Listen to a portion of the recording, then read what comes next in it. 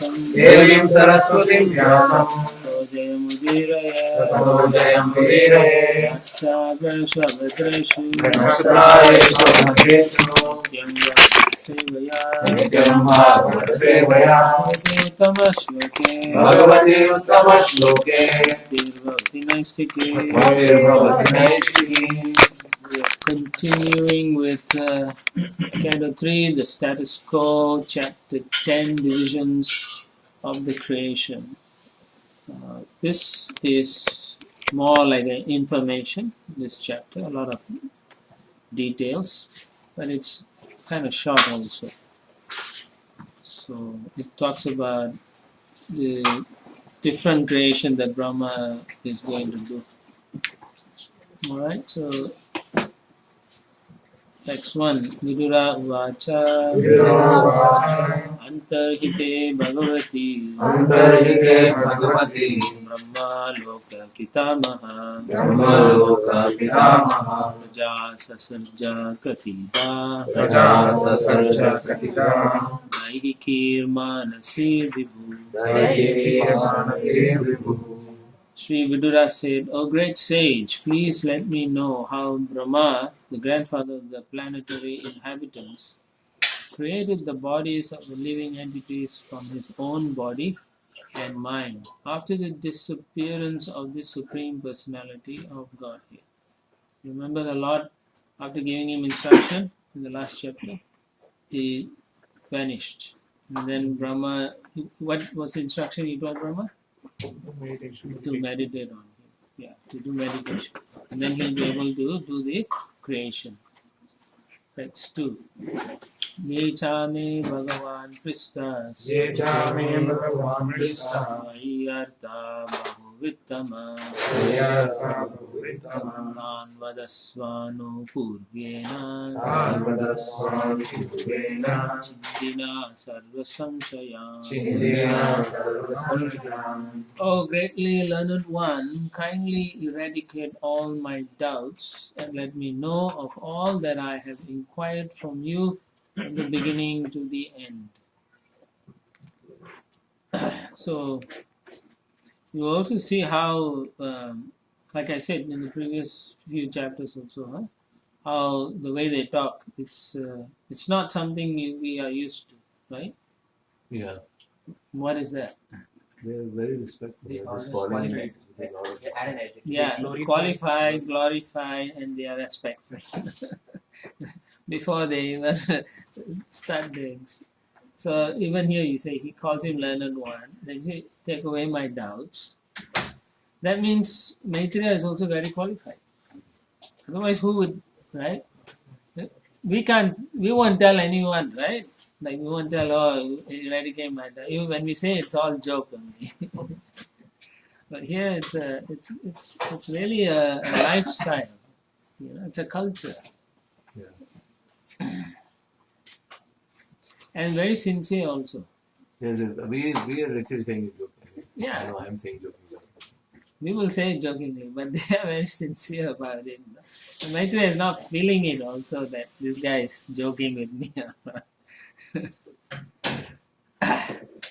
So Prabhupada says one should have that kind of relationship with the person you are approaching, like your guru, the authority. You must have that kind of feelings.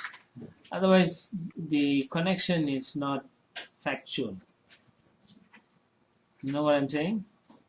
It's not factual. That means you are pretending and then really the Divya Gyan won't manifest. If there is no relationship. Yeah, I mean, maybe the Guru may think you are asking nicely, but you may inside, just say it for the sake of saying it.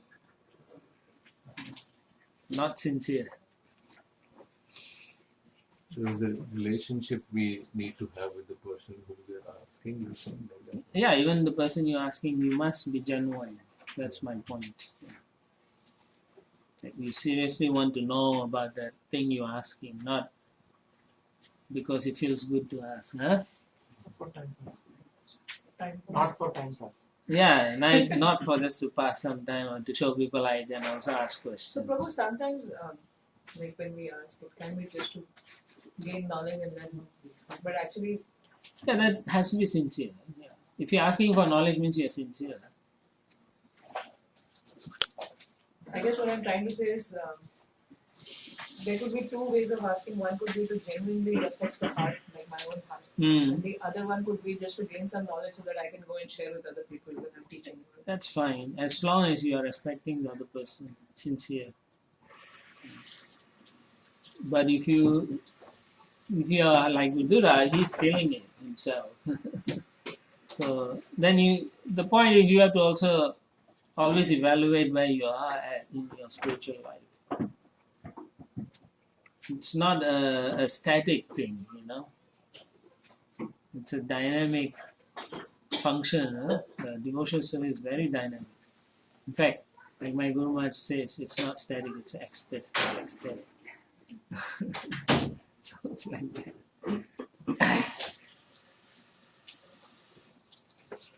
So Prabhupada says, such inquiries when replied with imaginative answers by a teacher are a program for wasting time.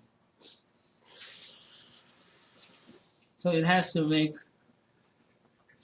good sense and connection. Otherwise, it's just both parties are just wasting time. How well I ask and how well I answer. Yeah.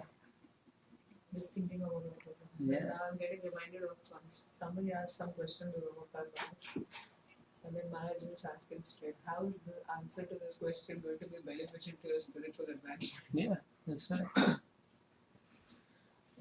Like someone was saying, just for taking time passing. Okay, I'll ask this so that two things I achieve. One, we can spend more time. Secondly, they'll think I asked a major question.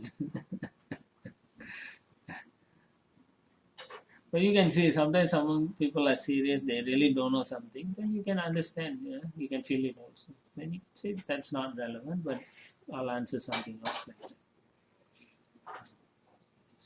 But I think I'm just elaborating on what she's saying. One is that I can be asking for knowledge. Second is for asking for my own purification. So we have to know knowledge is also good. Yes, that's my point. It's fine as long as you are, respectful and so on. Yeah. Sincere, respectful. Yeah. Otherwise, it's we all are wasting time. You're not going to. One of the things you all should understand. You're not going to get something amazing. Oh, I heard this amazing thing. That's not why we are here for Krishna consciousness. Not sensual. Yeah, not sensual or those things. No, we're here to just hear. Yeah. To hear about the Lord.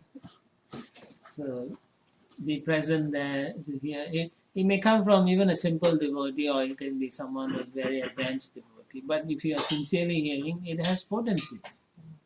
That's what we have to accept. Right? It doesn't matter who the person is. Sometimes we pick and choose who the speaker, then I'll go. That means you have a problem. Attracted to oratory power.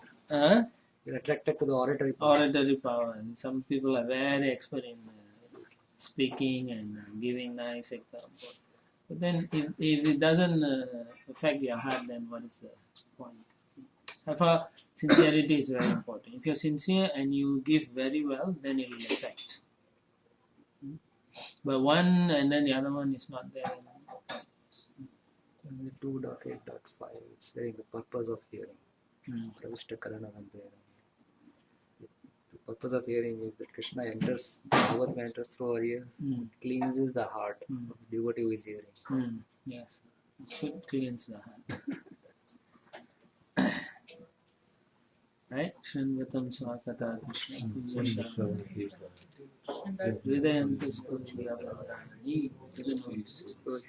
You know the verse, you guys can quote it, but do you think about it? Prabhupada says it's more important to know verses and contemplate about what it means and how it affects us than to just go and read one chapter and then forget about it. That's what he was saying. I was reading this morning. So what does it mean? Okay, all this I'm hearing. So same thing. Vidura is actually living there. These personalities you're reading in the Bhagavatam are living all those things that we encountered in the beginning of the first canto. All the qualities. Remember, I keep saying, Bhagavan Sadvatam Pati. He becomes your protector. He's there for you. Because they're living the life like that. Alright, text 3. Sutta Uvacha Evam Sanchoditastena Shatra Gosha Ravir Muni Prita Pratyahatam Prashna Vidistannata Bhargava Sutta Goswami said, O son of Bhrigu, the great sage Maitreya Muni, thus hearing from Vidura, felt very much enlivened. Everything was in his heart, and thus he began to reply to the questions one after another. Remember, he asked about quite a lot of questions he asked already in the previous few chapters, and he's asking a lot of questions. So the whole of Canto 3 is Maitreya answering, plus Canto 4. Up to the end of Canto 4, I believe, yeah. Vidura leaves. Then Vidura continues with his. In the Prabhupada explains that the phrase Sutta Uvacha appears to indicate a break in the discourse between Maharaj Parikshit and Shukadeva Goswami. While Shukadeva Goswami was speaking to Maharaj Parikshit, Sutta Goswami was only one member of a large audience. But Sutta Goswami was speaking to the sages in Sharanya, headed by the sage Shonaka, a descendant of Shukadeva Goswami. This, however, does not make any substantial difference in the topics under discussion. You may wonder why is that, because people will argue and say, hey, there's a disconnect here. So Prabhupada wants to make sure, okay, it's all right, There's a continuity still there. Yeah. And what does it mean, though, disconnect? Meaning just because we are saying Sutta. Because there is a discussion between Sukadeva and Maharaj, right? Maharaj Parikshit. But it's not indicated here. So therefore people may think, why Sutta Goswami is saying this and not Sukadeva Goswami is saying. Yeah, but it doesn't matter because we know Sutta Goswami was present when Shukadeva, so therefore it is not broken or anything. Because the people are very intelligent, right? Huh? Next immediately is Maitreya Vacha. Yeah, exactly. So, text 4. Maitreya Uvacha Vinchopi Tata Chakre Divyam Varsha Shatam Tapaha Atmani Atmanam Avishya Taha Bhagavan Aja. The great learned sage Maitreya said, O Vidura, Brahma thus engaged himself in penances for 100 celestial years, as advised by the personality of Godhead, and applied himself in devotional service to the Lord. Okay. So in the purport, the last line is important for all of us. There is no retirement from such service. What is that service? Devotional service, which is eternal and ever encouraging. So you should feel encouraged when you do your service. Because I've heard this, It's interesting because I've heard from devotees say, oh, I'm retiring from service. I've done enough. And, so it's amazing. Prabhupada has several times in the purports he has said that. Right? Alright, text 5. Tad vilokyabja sambhuto Vayuna yad adistitaha Patmam mambascha tatkala Krita vijena kampitam. Then after Brahma saw that both the lotus on which he was situated and the water on which the lotus was growing were trembling due to a strong, violent wind. Whole place is in material energy, so he's feeling this thing starting to, lotus is moving. The first time he was frightened when the whole thing was. Now after his tapasya, he has more knowledge. The Lord has empowered him. So we'll find out what he does then. In the Prabhupada, Srila Prabhupada says how there's always a battle between the material nature and the devotees. As soon as you say you are a devotee, the material nature will take special interest in you to test you, to see whether you are sufficiently qualified to get the Lord's mercy. Otherwise, we will be victimized. Okay, text 6. Tapasahi yada manena vidyaya chatma samstaya vivrida vijnana balo Jnapadvayum sahambasa. Long penance and transcendental knowledge of self-realization had matured Brahma in practical knowledge, and thus he drank the wind completely along with the water. How did he manage to do that? Because he has now he's empowered, so he's got the siddhis also. Yoga siddhi, all these. So he has some potency to just simply drink. You have seen it, right? Sometimes you read pastime. Who was that Muni who drank the Ganges water? Janam. Yes. So he drank and then she became Janam. Yeah, like that. So it's like that also.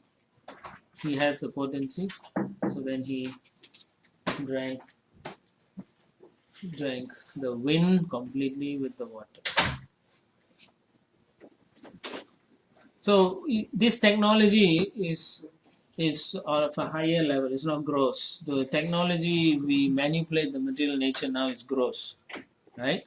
Electrical signals, like the video camera, how it goes, wireless signals. All these are still gross. You can't see the wireless signals, but still it's still gross.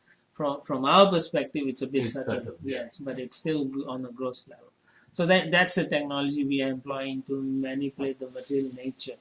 Now, at the level of Brahma, it is even finer. It's a far superior technology. So he can do all these things. But you can only do all this with the Lord's mercy completely. Every yogi who feels that he has some potency, it's not that he has the potency because he himself developed it. No, the Lord is behind the empowerment. From a little yogi to Lord Brahma, the Lord is there. Without the Lord, the whole material nature cannot even move, right? Remember the creation? Without Mahavishnu looking at the material nature, Pradhan, it becomes useless. So the same way, we can understand here. Text 7. Tad vilokya vyapi puskaram yad adhistitam anena lokam praglinan kalpitasmiti achintaya. Thereafter he saw that the lotus on which he was situated was spread throughout the universe, and he contemplated how to create all the planets which were previously merged in that very same lotus. So now when he was looking, the lotus has already grown and expanded a bit. So in the Prabhupada explains that at the dissolution, what has happened, the seeds of all the planets in the universe were impregnated in the lotus on which Brahma was situated. All the planets were already generated by the Lord, and all the living entities were also born in Brahma. The material world and the living entities were all already generated in seedling forms by the Supreme Personality of Godhead. And Brahma was to disseminate the same seedlings all over the universe. The real creation is therefore called Sarga. later on, the manifestation by Brahma is called Visarga. Visarga. So you know the verse, right? Sarga, Visarga, Posha. Next week. Text 8. Padmakosham tadavishya Padmakosham tadavishya Bhagavad karma choditaha Bhagavad karma choditaha Ekam vyabangshit uruda Ekam vyabhangshit urudha Ida bhavyam dvisaptada. Vidhabhavyam visaptadha. Thus engaged in the service of the Supreme Personality of Godhead, Lord Brahma entered into the world of the lotus, and as it spread all over the universe, he divided it into 3 divisions of worlds and later into 14 divisions. So I don't know how active your mental capacity is, but you can imagine as Brahma is using his potency to create the lotus is expanding every direction, huge, and then he is dividing using his empowerment, his potency into, you can into 3 distinct regions. This is all the stem of the lotus, right? Yeah. This. So 3 divisions is Bhur Bhuva Swaha. Yeah. The world, he's sitting on the lotus itself. So the center portion is the world, that's also growing, expanding. And in the stem itself, all the planets, everything are there. So now Brahma has to place them. So is it Bhur Bhuva Swaha or it is a upper, middle and lower? And the upper middle. Yeah, that's true. It's the upper, middle, and everything. Yeah. Upper, the middle region, and even the lower. It's not just Bhur Bhuva. No. Because, I think I know why you're asking that. What Maitreya Rishi is explaining, I feel, I could be wrong, but that he's explaining how these things happen, but not in either chronological or we were reading in this section how Brahma is waking up from the lotus, right? And then previously it was a different episode of Brahma coming up from the lotus. So, and we do not know whether it's the same Brahma or it's a different Brahma also. This Because has to be same, right? yeah, it is, but there are some things that come in between that we think it may not appear the same. That's the reason. Because later on, Brahma will do something that doesn't seem that he should be doing that. Because he's already been granted immunity by the Lord, right? Right? The Lord says, I'll protect you. But then he does something wrong. Then you wonder why. And then one understanding is that those things that I explained later were before he got this. Because every day Brahma sleeps and wakes up, right? And then every time there's a dissolution, he's gone and he comes back. So in those incidents will happen before this incident, like that. But every day when he wakes up, he prays and he gets the blessing from the Lord. Yeah.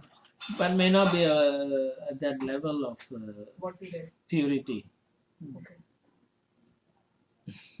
So all that 100 times is not explained, just one is picked up. 1 or 2 here and there to show us, just to make us understand. Or rather, for Vidura it's easy to understand.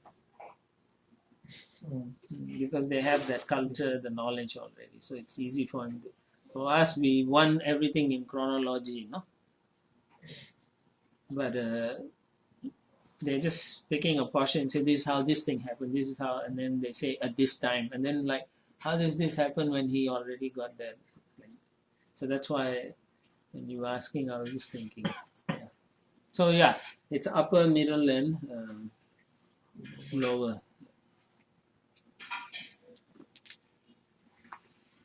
Okay, he divided into 3 divisions of worlds and later into 14 divisions. Text 9. So Bhur Bhuva Swaha is a subset. It's in the middle portion. Just in the middle. Yeah. So middle planetary system, what we say as Bhur Bhuva Swaha. Yeah. 14 divisions. Huh?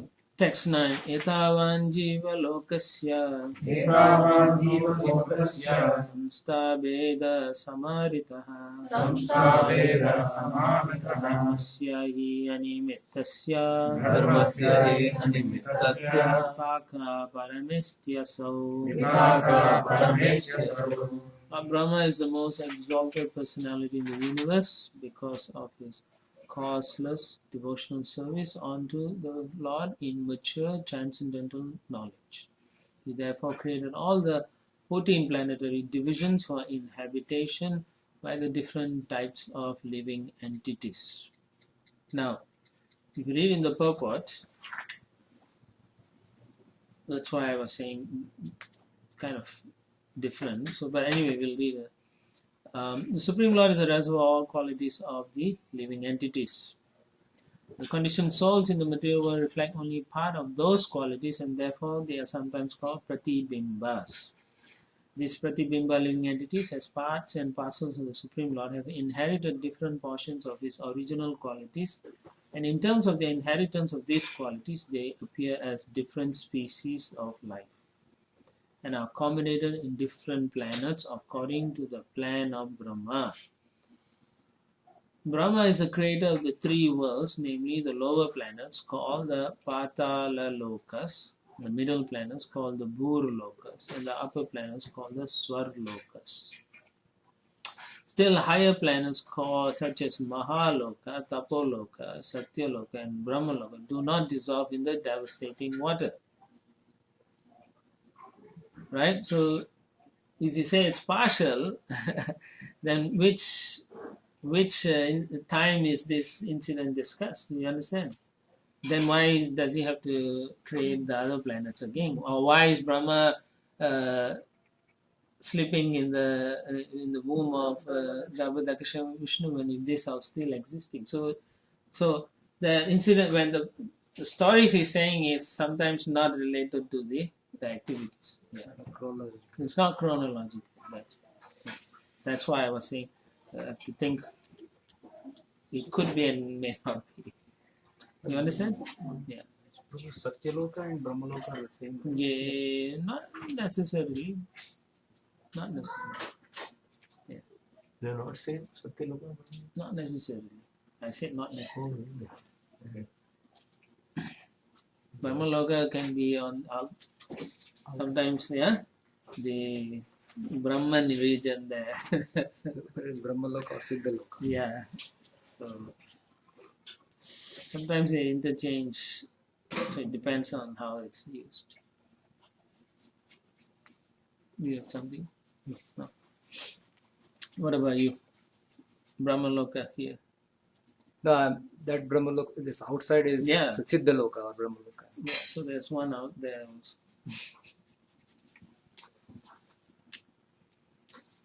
Just like the word Brahman, it could refer to Different.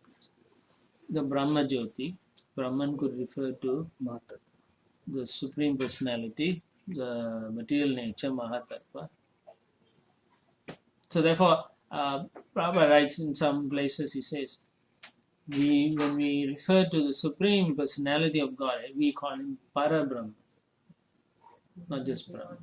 Yeah. Like that. The word Atma.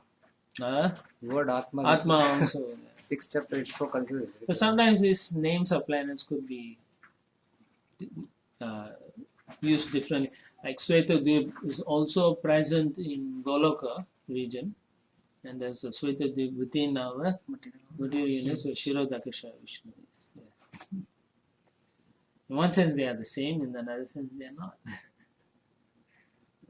Anyway, let's not get too confused by this. Alright, so why these higher planets don't get dissolved in the devastating water? This is because of the causeless devotion service rendered unto the Lord by their inhabitants. So many inhabitants in Mahaloka, Tapaloka, Satyaloka, and Brahmaloka are always doing devotional service. And it continues, they live up to the end of Dviparartha time. Dviparartha time means end of Brahma's life. Dvi means two. Right. So Brahma's 50% is called one Parartha, and the other one is called the second Parartha. So Prabhuji, I have one question. So in the last chapter, Vishnu actually instructed Brahma to do meditation for the Pararthas. Yes. But in the previous verses,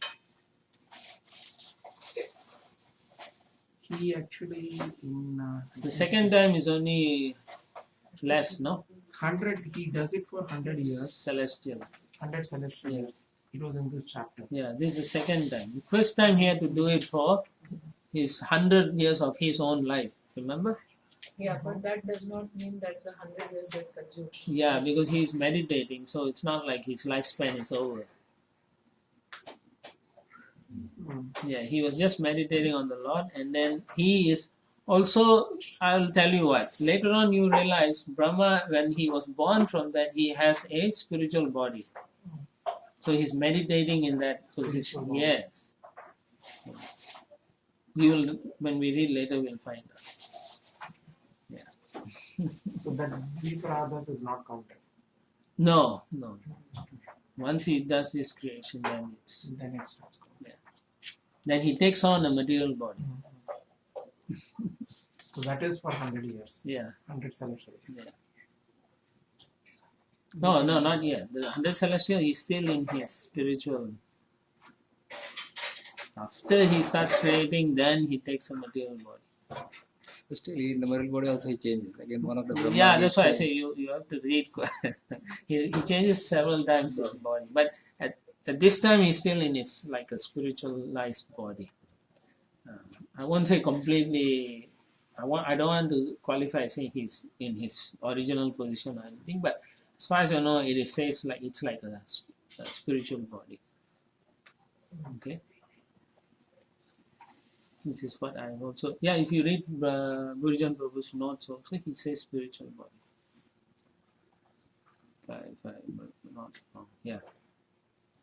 So, so please read that also, so to get more. But now let's continue. Text 10. Vidura uvacha yatatta bahurupasya hareradbhuta karmanaha kalakyam lakshanam brahman yatavarnayana prabho. Vidura inquired from Maitreya, O my Lord, O greatly learned sage, kindly describe eternal time, which is another form of the Supreme Lord, the wonderful actor. What are the symptoms of that eternal time? Please describe them to us in detail. So he also wants to know about this Kala Shakti. Without Kala Shakti, many things cannot take place in this material region. Kala is also a personality in the Vaikuntha region. He is one of the associates of the Lord. If you have read the pastime where Krishna and Arjuna traveling through when they come to Mahavishnu, they see Kala, a person doing service to Mahavishnu. So, Time doesn't affect Krishna. well, there's no such thing as time in the spiritual, so it doesn't affect. But the Mahat Kukudni Maharaj, he went and then he came as about 27. Oh, that's within the material region. But they went outside, still the time was same. Within the material, he went to Brahma's place, Kukutmi. Right. Whereas when they are traveling with Krishna, There is no time doesn't no time dilation. He can go and come. Krishna can take you. So he can hold time the way he wants to hold time. Remember, if that's a good point. Prabhu was saying when Maharaj Kukudmi took his daughter, right, Revati, to Brahma to say who's qualified to marry her. Then Brahma said, just wait, I'm watching some show, then I'll talk to you like that. So after the half an hour or something, then he said, what do you want? He said, I want to know who is qualified to marry my daughter. Then he started laughing because he said, in those half an hour, you guys have gone. So he said, now actually there's one qualified person. His name is Balaram and he is most qualified. So by the time they came, so many yugas ago. But when Krishna took Arjuna out, right, to Mahavishnu and then came back, time didn't go. So it doesn't affect Krishna, but it will affect us, on the material Oh, in plane. that first time, was it like Revati when she came back, she was very tall. Yeah, she Yeah, was yeah. tall and The others were not so Lord tall. Balram. he sized her out. Even Lord Brahma himself, he took the coward boys away in the year past. Yeah, so 1 year, but then he thought it was a just moment for just a him. moment. Truti. Yeah. So we will also go through that, what this moment is and all, as Maitreya will describe to Vidura. Next chapter. Next chapter. So anyway, the time is different for different bodies also. If you are a shape of an ant, an ant will live for maybe 2 weeks, 3 weeks like that. So that is its 100 years for the ant. So that's an ant 100 years. And a dog is like 14, 15 years and that's its 100 years. Understand? Yeah. Our parents. So essentially you're saying in Kali Yuga for every species the Not only lifetime Kali Yuga, any Yuga, time is there. Prabhuji, they are all in the material realm, right? Yes. So how can the time be different for different species? It has to be the same. Yeah, no, different. See, you are saying from your point of view, you're making yourself central, So from your outlook, this is the only time. Geocentric. Jiva-centric. Geocentric. You understand? Yeah. Yeah, from the point of view, from the ant's point of view, his time is going, wow, so fast. Yeah. So every time you walk past, they say, wow, look at that, some meteor went or something like that. Right?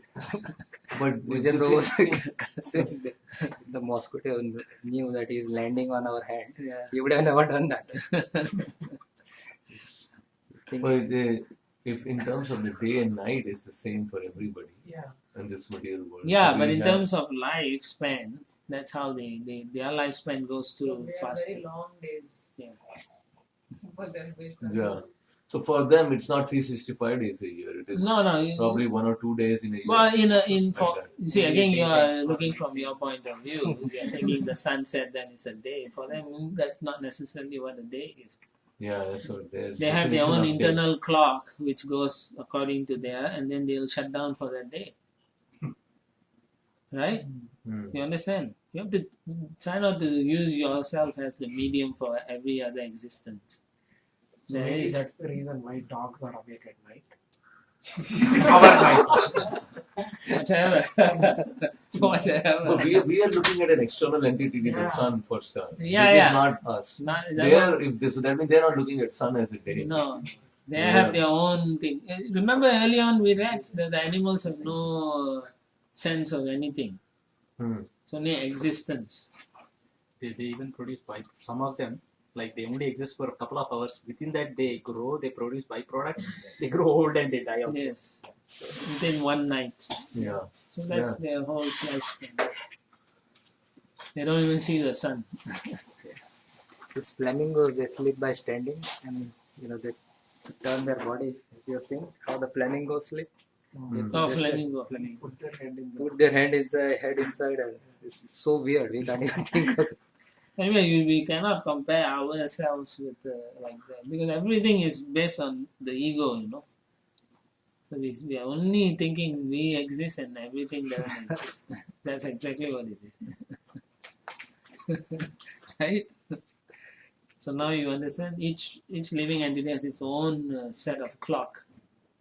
It tells it I have done enough, I'm resting. So sometimes you find that animals only do certain things certain period of the time. Yeah. Anyway, that's how it is. It's all set up like. But other yuga too, Kali Yuga is 100 years. For other yugas, the lifetime is more great. So that means, but when you say, that's why I was saying 100 years is Kali Yuga Okay. for us or for you're saying for other species. But It's all still relative. Even if it's 1,000 years, it's still relative.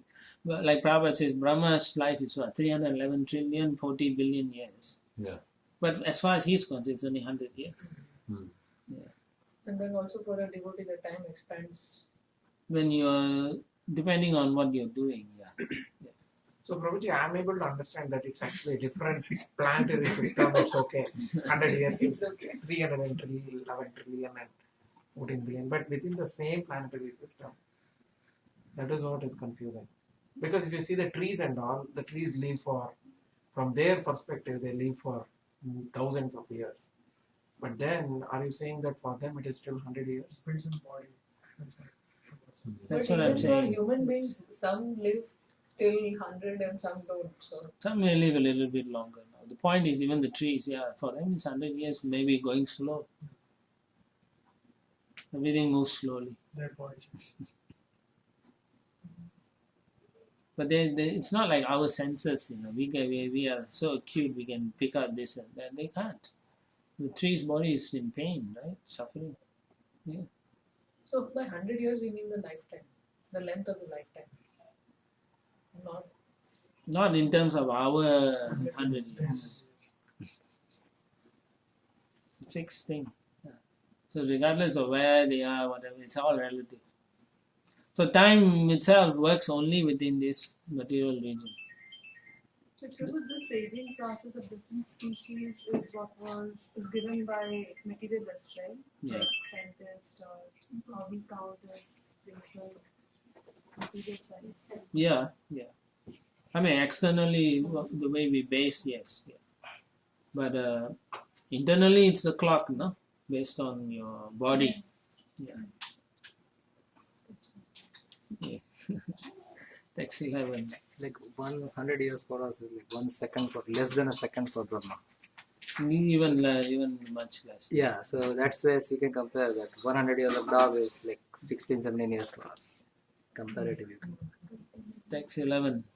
Maitreya Vacha Gunavyati Karakaro Vishesho Pratishtitaha Purushastat Upadanam Atmanam Leelaya Shrija. Maitreya said, eternal time is the primeval source of the interactions of the three modes of material nature. It is unchangeable and limitless, and it works as the instrument of the Supreme Personality of Godhead for his pastimes in the material creation. In the purport, Prabhupada gives the understanding. The impersonal time factor is the background of the material manifestation as the instrument of the Supreme God. So it's his energy. Okay? It is the ingredient of assistance offered to material nature. Remember how the Lord glances? Then Ramadevi just sends in all these things through Shambhu. So Kala Shakti is also one of them. So that my material nature can use it to make this churn everything. So the creation, everything can take place. Start the kitchery. No one knows where time began and where it ends because it's the Lord's expansion. And it is time only which can keep a record of the creation, maintenance, and destruction of the material manifestation. So it doesn't matter, no matter how long you live. When you die, that's your 100 years. Based on your karma and so on, it's either shortened or extended. That's all. Doesn't matter which yuga it is. That is totally biblical. This time factor is the material cause of creation, and it is therefore a self-expansion of the personality of Godhead. Time is considered the impersonal feature of the Lord. It's another impersonal feature of the Lord. Okay, not Brahman. Okay, you can call it Brahman in one sense because it's his expansion still. And then in the next paragraph, Prabhupada writes, metaphysically, time is distinguished as absolute and real. Absolute time is continuous and is unaffected by the speed or slowness of material things. Time is astronomically and mathematically calculated in relation to the speed, change, and life of a particular object. Factually, however, time has nothing to do with the relativities of things. Rather, everything is shaped and calculated in terms of the facility offered by time. Time is the basic measurement of the activity of our senses by which we calculate past, present, and future. But in factual calculation, time has no beginning and no end. Can you understand now a bit of it? That's how it's calculated. It's not based on what we think is calculated. And then a line down. It's like Earth moves at a double speed than what it is moving now. Then our 24 hours will shrink into 12 hours. 12 hours. But then we make the 12 hours as 24 hours for our convenience. It's the same. Or whatever. You can divide it however you want. But everything is it's not like that. And certain things are followed by the movement of the sun and the atoms. That's how time is calculated. Maitreya will discuss in the next chapter. Time is not subject to any form of psychology, nor are the moments objective realities in themselves, but they are dependent on particular experiences. Therefore, Srila Jiva Goswami concludes that the time factor is intermixed with the activities, actions and reactions. That's where it starts, of the external energy of the Lord. The external energy or material nature works under the superintendence of the time factor as the Lord himself, and that is why material nature appears to have produced so many wonderful things in the cosmic manifestation. It's an ingredient. Yeah, I mean, But the initial part is confusing. It's pushing the karma basically. everything is suspended, right? And once time energy comes in, the living entity starts to desire and to want to continue that. So that's where time moves. Yeah. So then we feel things, our body growing and changing. All this can only take place when the time energy is there. Otherwise, you'll be stuck in that one. Right. Otherwise, you are just suspended animations. Yeah. So that's what it is all about. Activities are also done over time. Yes, you cannot do activities also. Otherwise, the material nature cannot move. Time stop. Just static. It is static. Only because time is there, we can do things now also. So that's what the point is.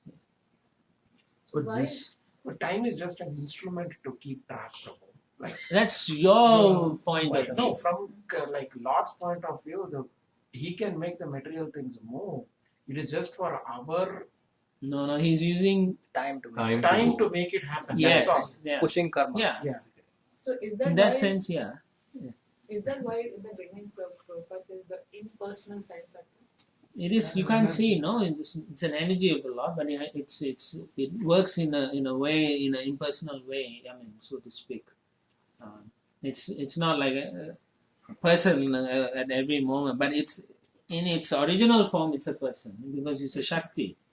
But this Shakti, when it's within the material nature, it's all pervading, Like Brahman. like Brahman. Yeah. Right? Now But makes time sense. is Krishna. Time is also Krishna. Time I am destroyer of all world. Yes. because this point is time is not subject to any form of psychology, nor are the moments objective realities in themselves, but they are dependent on particular experiences. The moment is not objective reality in itself, a particular time, No, but over- actually, sorry? You're overanalyzing. Yeah, it's difficult to understand this. Don't. It'll come to you. Everything is based on experience. So, Prabhu, Yeah. unit of time or measurement of time It'll is come given later by on. Shastras or is It's that- by Shastra. It'll show that it actually tallies with the material scientists' calculation. So we'll come to that in the next chapter. Yeah. You see, time, you cannot analyze time. That's what Prabhupada means, the psychology. But if a person is there, you can analyze and say, this guy's mind is like that. Time you can't do. It's something you cannot see to analyze it. Yeah. All you can understand is through your experience that 10 years ago Yeah. I did this and that many moments have gone. Yeah. So that's the only way you understand that there is time. Yeah. and my body is growing old, then you Yeah, understand by there's our time. own experience. You understand? So that's why it's experiential, Yeah. not rather psychology.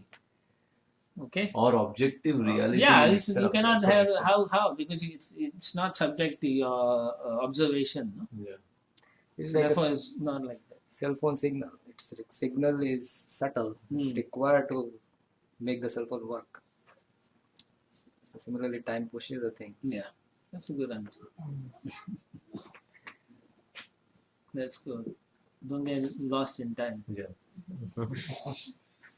Text 12. Vishwam vai brahma tanmatram Vishwam vai brahma tanmatram samstitam Vishnu mayaya samsritam Vishnumayaya Ishwarena parichinnam Ishwarena parichinnam kalena vyaktamurtina. kalena vyaktamurtina. This cosmic manifestation is separated from the Supreme Lord as material energy by means of Kala, okay, which is the unmanifested impersonal feature of the Lord. It is situated as the objective manifestation of the Lord under the influence of the same material energy of Vishnu. Then Prabhupada continues in the purport. As stated previously by Narada before Vyasadeva, Idam hi Vishwam Bhagavan Ivetaraha. This manifested world is the self-same personality of Godhead, but it appears to be something else beyond or besides the Lord. It appears so because of its being separated from the Lord by means of Kala. It is something like the tape-recorded voice of a person who is now separated from the voice. As the tape recording is situated on the tape, so the whole cosmic manifestation is situated on the material energy and appears separated by means of Kala. The material manifestation is therefore the objective manifestation of the Supreme Lord and exhibits his impersonal feature so much adored by impersonalist philosophers. Okay, so time helps that take place.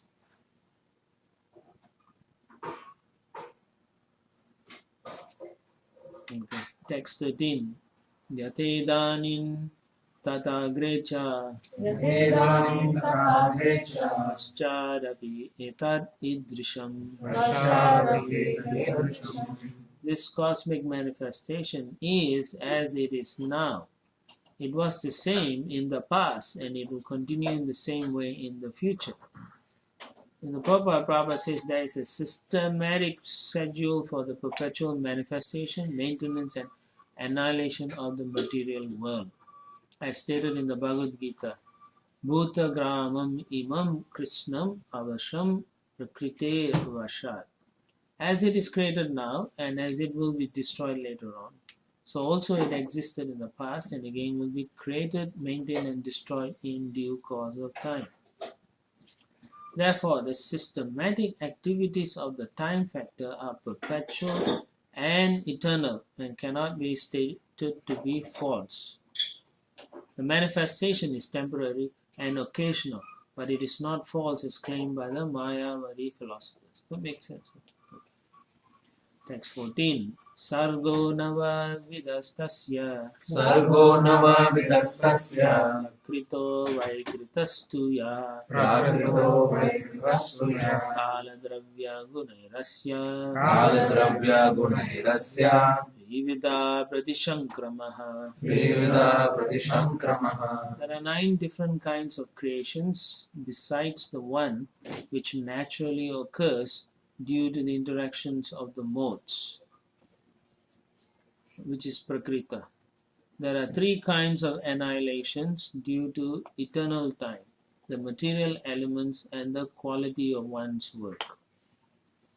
And in the Prabhupada explains, the scheduled creations and annihilations take place in terms of the Supreme Will. There are other creations due to interactions of material elements which take place by the intelligence of Brahma. Later this will be more explicitly explained, which is in the later verses. At present only preliminary information is given. Okay. The 3 kinds of annihilations are: 1, due to the scheduled time of the annihilation of the entire universe; due to a fire which emanates from the mouth of Ananta, and due to one's qualitative actions and reactions. Yuga, cycle, karma, like that. Text 15. Adyastu mahata sargo guna vaisamyam atmanaha Vitiyastu ahamo yatra dravya jnana kriyodaya.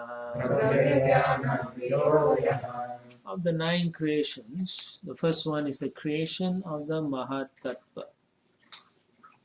Right? Remember Lord glancing and then the Mahat, or the sum total of the material ingredients wherein the modes interact due to the presence of the Supreme Lord. In the second is the second creation. After that, I mean, it's given like in sequence, okay? So sometimes it's not sequence, it's just creations taking place. In the second, the false ego is generated, in which the material ingredients, material knowledge and material activities arise. Okay.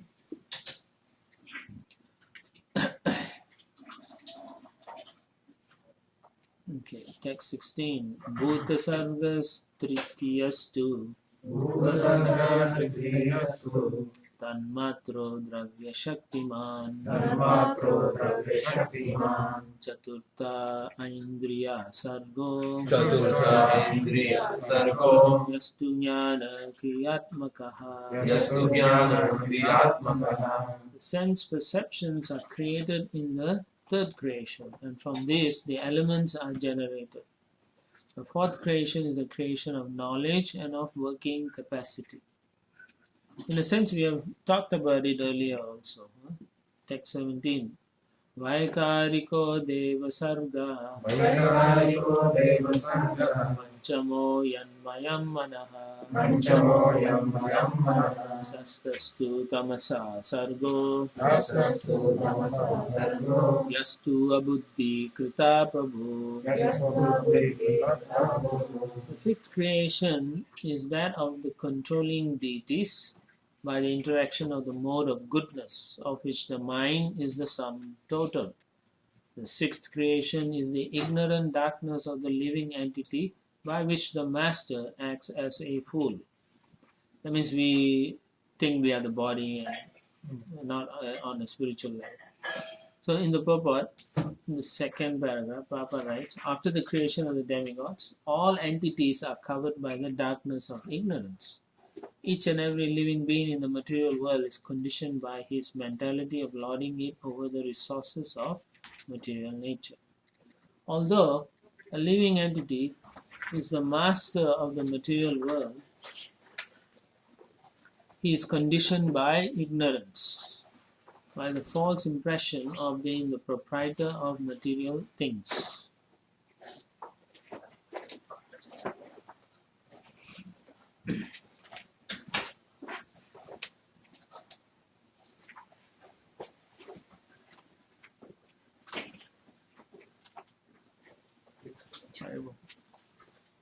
I got confused with that one. All the living entity is a master of the material world. Pardon? He is, right? He is superior, no? Superior. Yeah. So he's actually should be master. He should understand. He shouldn't be under the influence. Otherwise, he becomes like a fool. Okay. All right. In the next paragraph, couple of lines down. Depending on how we interact with the material nature, it is avidya in one sense. So that's Mahamaya. But if we are using it in the service of Krishna, it becomes Yogamaya, like that. So interaction is like that, depending on how we interact with the material. And the material nature is always bewildering. Always bewildering. She's like shimmering, like a little child looks at something shiny, he'll go to that. So when we are ignorant, we go to that because she is alluring. Alright, so then Prabhupada writes, so material nature therefore appears to function in three phases: as the creative principle of the material world, as ignorance, and as knowledge. So it works in three ways. No? As disclosed in the previous verse, in the fourth creation, the power of knowledge is also created. The conditioned souls are not originally fools, but by the influence of the avidya function of material nature, they are made fools, and thus they are unable to utilize knowledge in the proper channel. By the influence of darkness, the conditioned soul forgets his relationship with the Supreme Lord and is overwhelmed by attachment, hatred, pride, ignorance, and false identification. The 5 kinds of illusion that cause material bondage. So attachment, hatred, pride, ignorance, and false identification are 5 kinds of illusion. We get bonded. So you should know that. No? Huh? Yeah. Text 18. Sad ime prakrita sarga Sadime prakrita sarga Kritan abhimeshvinu Vaikritan abhimeshvinu Rajo Bajo Bhagavato Rajo Vajo Bhagavato Nilayam Harimedasaha. Nilayam Harimedasaha. All the above are natural creations by the external energy of the Lord. Now hear from me about the creations by Brahma, who is an incarnation of the mode of passion and who, in the matter of creation, has a brain like that of the personality of Godhead. So don't underestimate Lord Brahma. Here already it says in the verse, he has an intelligence as good as the Lord. Basically, he is the empowered personality, he is Avesha. Text 19. Saptamo Mukhya Sargastu Saptamo Mukhya Sargastu Sadvidas Tastu Samchaya Sadvidas Tastu Samchaya Vanaspati Oshadi Lata Vanaspati Oshadi Lata Vakshara Viruddha Drumaha. Vakshara Viruddha Drumaha.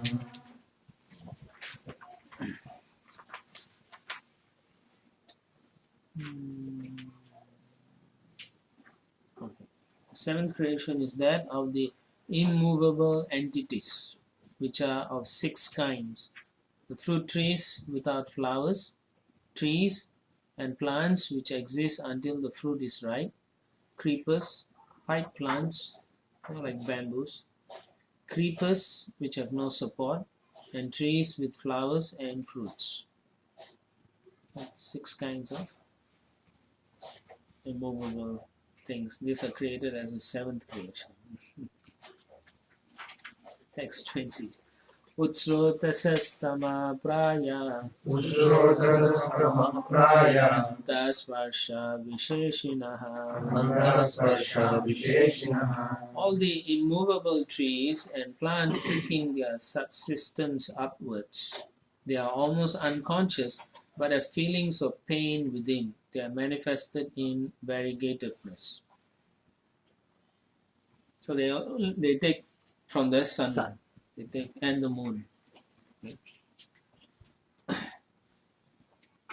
And they all have, they are unconscious. Remember? They are lower. But the body is painful. They're still experiencing pain. Yeah. In ignorance, no? But they are surviving. So if you don't use your body properly, then you will have to take lower forms of birth, and these are the types of body. Text 21. Tirascham astama sarga Tirasham Astama Sarga Sosta vimsha vido mataha Sosta Vimsha Vido Mataha Avido buri tamaso Avido Bhuri Tamaso Granaya ridi avidinaha. The 8th creation is that of the lowest species of life, and they are of different varieties numbering 28. They are all extensively foolish and ignorant. They know their desirables by smell, but are unable to remember anything within the heart. Animals like that. So in the Papa Prabhupada writes, lower animals have knowledge only of their hunger and thirst. They have no acquired knowledge, no vision.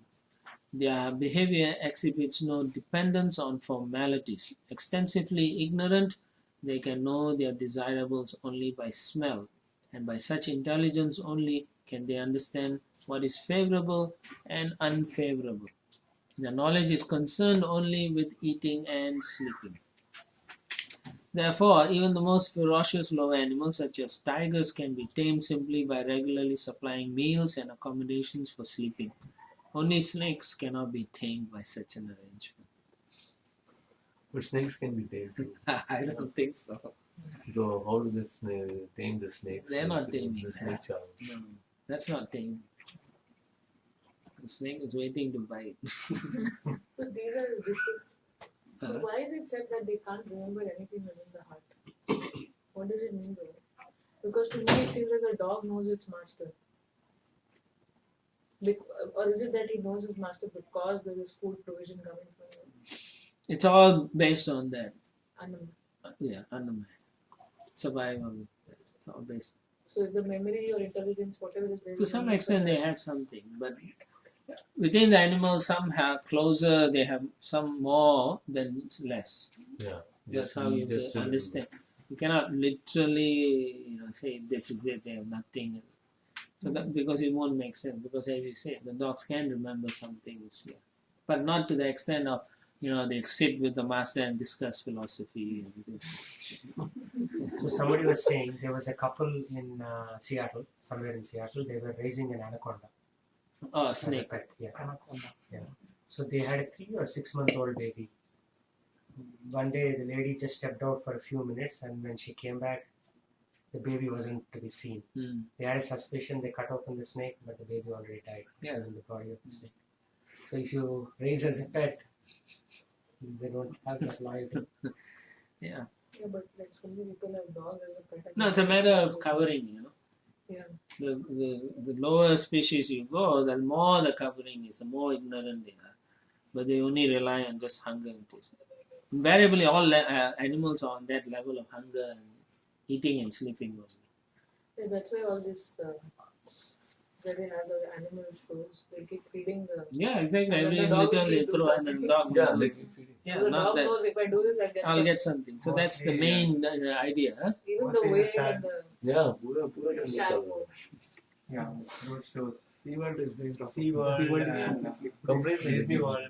Even the big whale, they feed and then the whale will do. Yeah, but they know Yeah. the whales are smart also. But still, the food is the one that's Yeah. guiding them, their intelligence. Yeah. That's ridiculous. Gaurajo Mahisha Krishna. 28. Huh? Sorry. What? The 28 number. Number of varieties numbering 28. I am not sure about that. There may be some statements in the Puranas, but I don't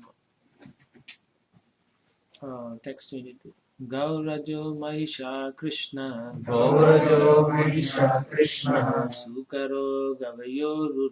Sukaro Gavayoruru. Vishapa Pashavas-chemi. Vishapa Pashavas-chemi. Avir Utsrascha Sattama. Avir Utsrascha Sattama. O purest Vidura, of the lower animals, the cow, goat, buffalo, Krishna stag, hog, Gavaya animal, deer, lamb, and camel all have cloven hooves. All have two. Two hooves.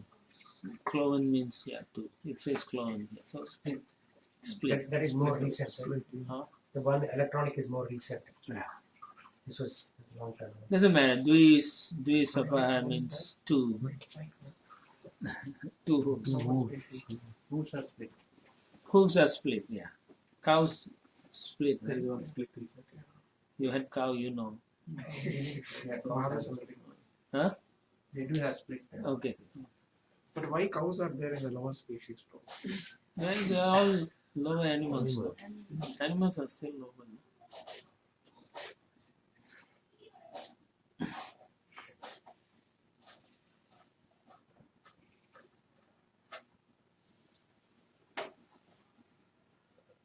Papa didn't write the lower.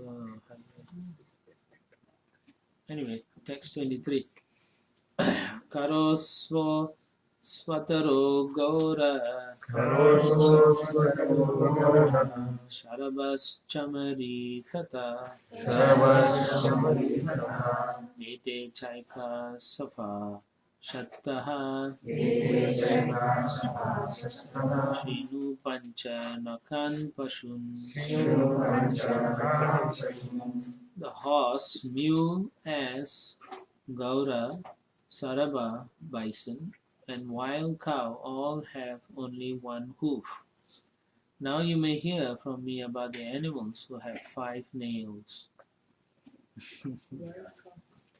I guess it's distinguished in the Vedas like that, categorized according to the way they are formed, their features.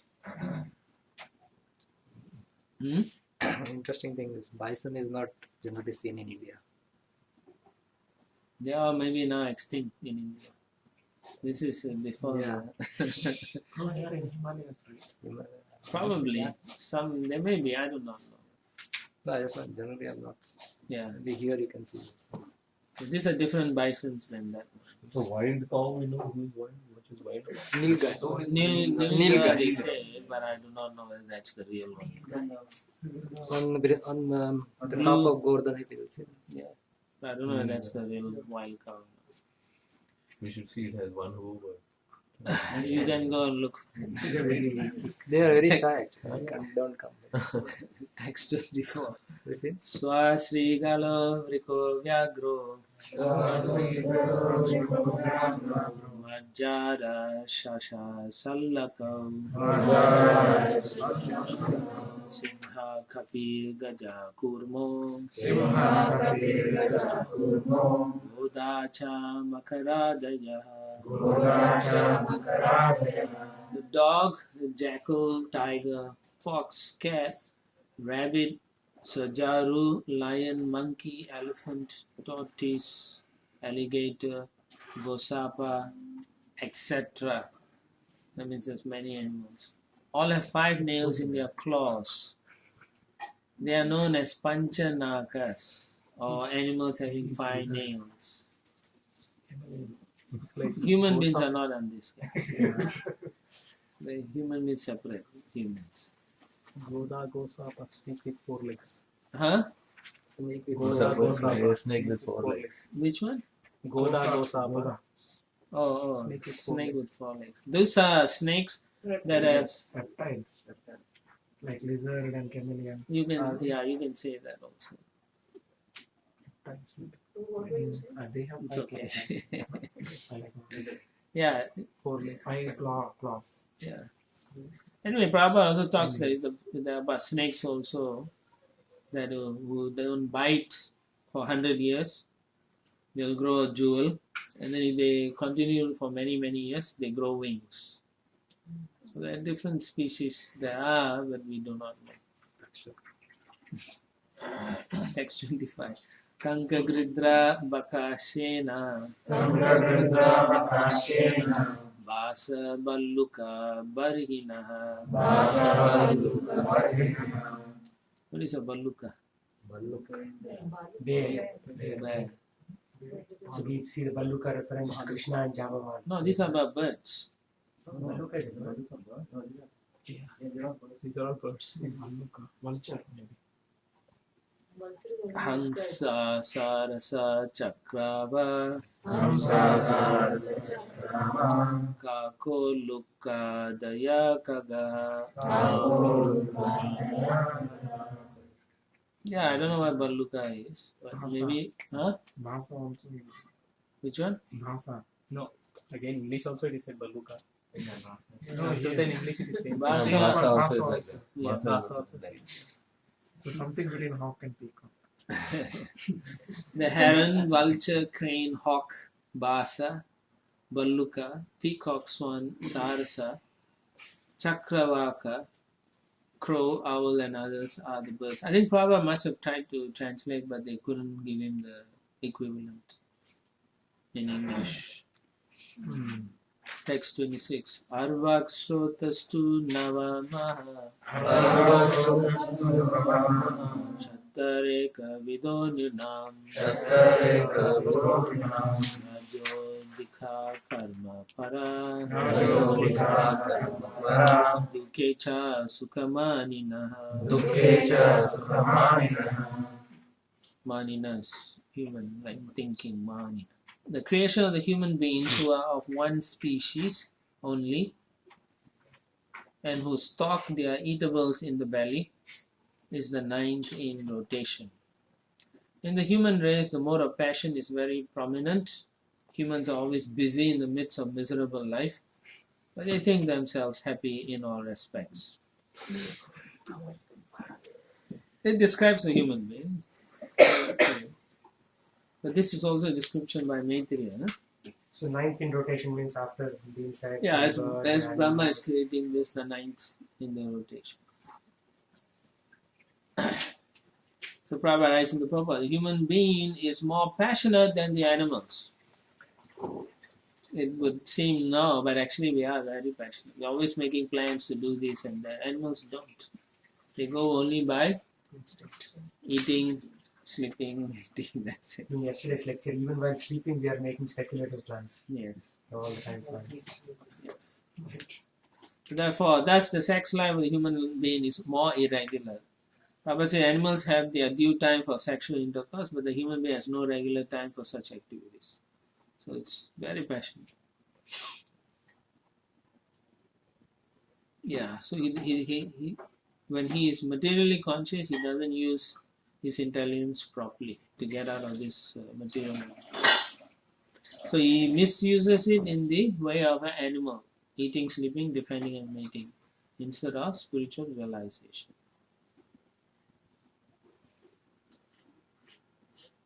And even in the midst of miserable life, he is thinking he is actually happy. Today I'm a little happy, tomorrow I'll be more happy. It's making plans like that. I'm actually okay. So, yeah? Last year you were mentioning that if you meet somebody who's very sick also, Yes. if they're going through some suffering, big disease also, they'll say, no, I'm okay. Yeah.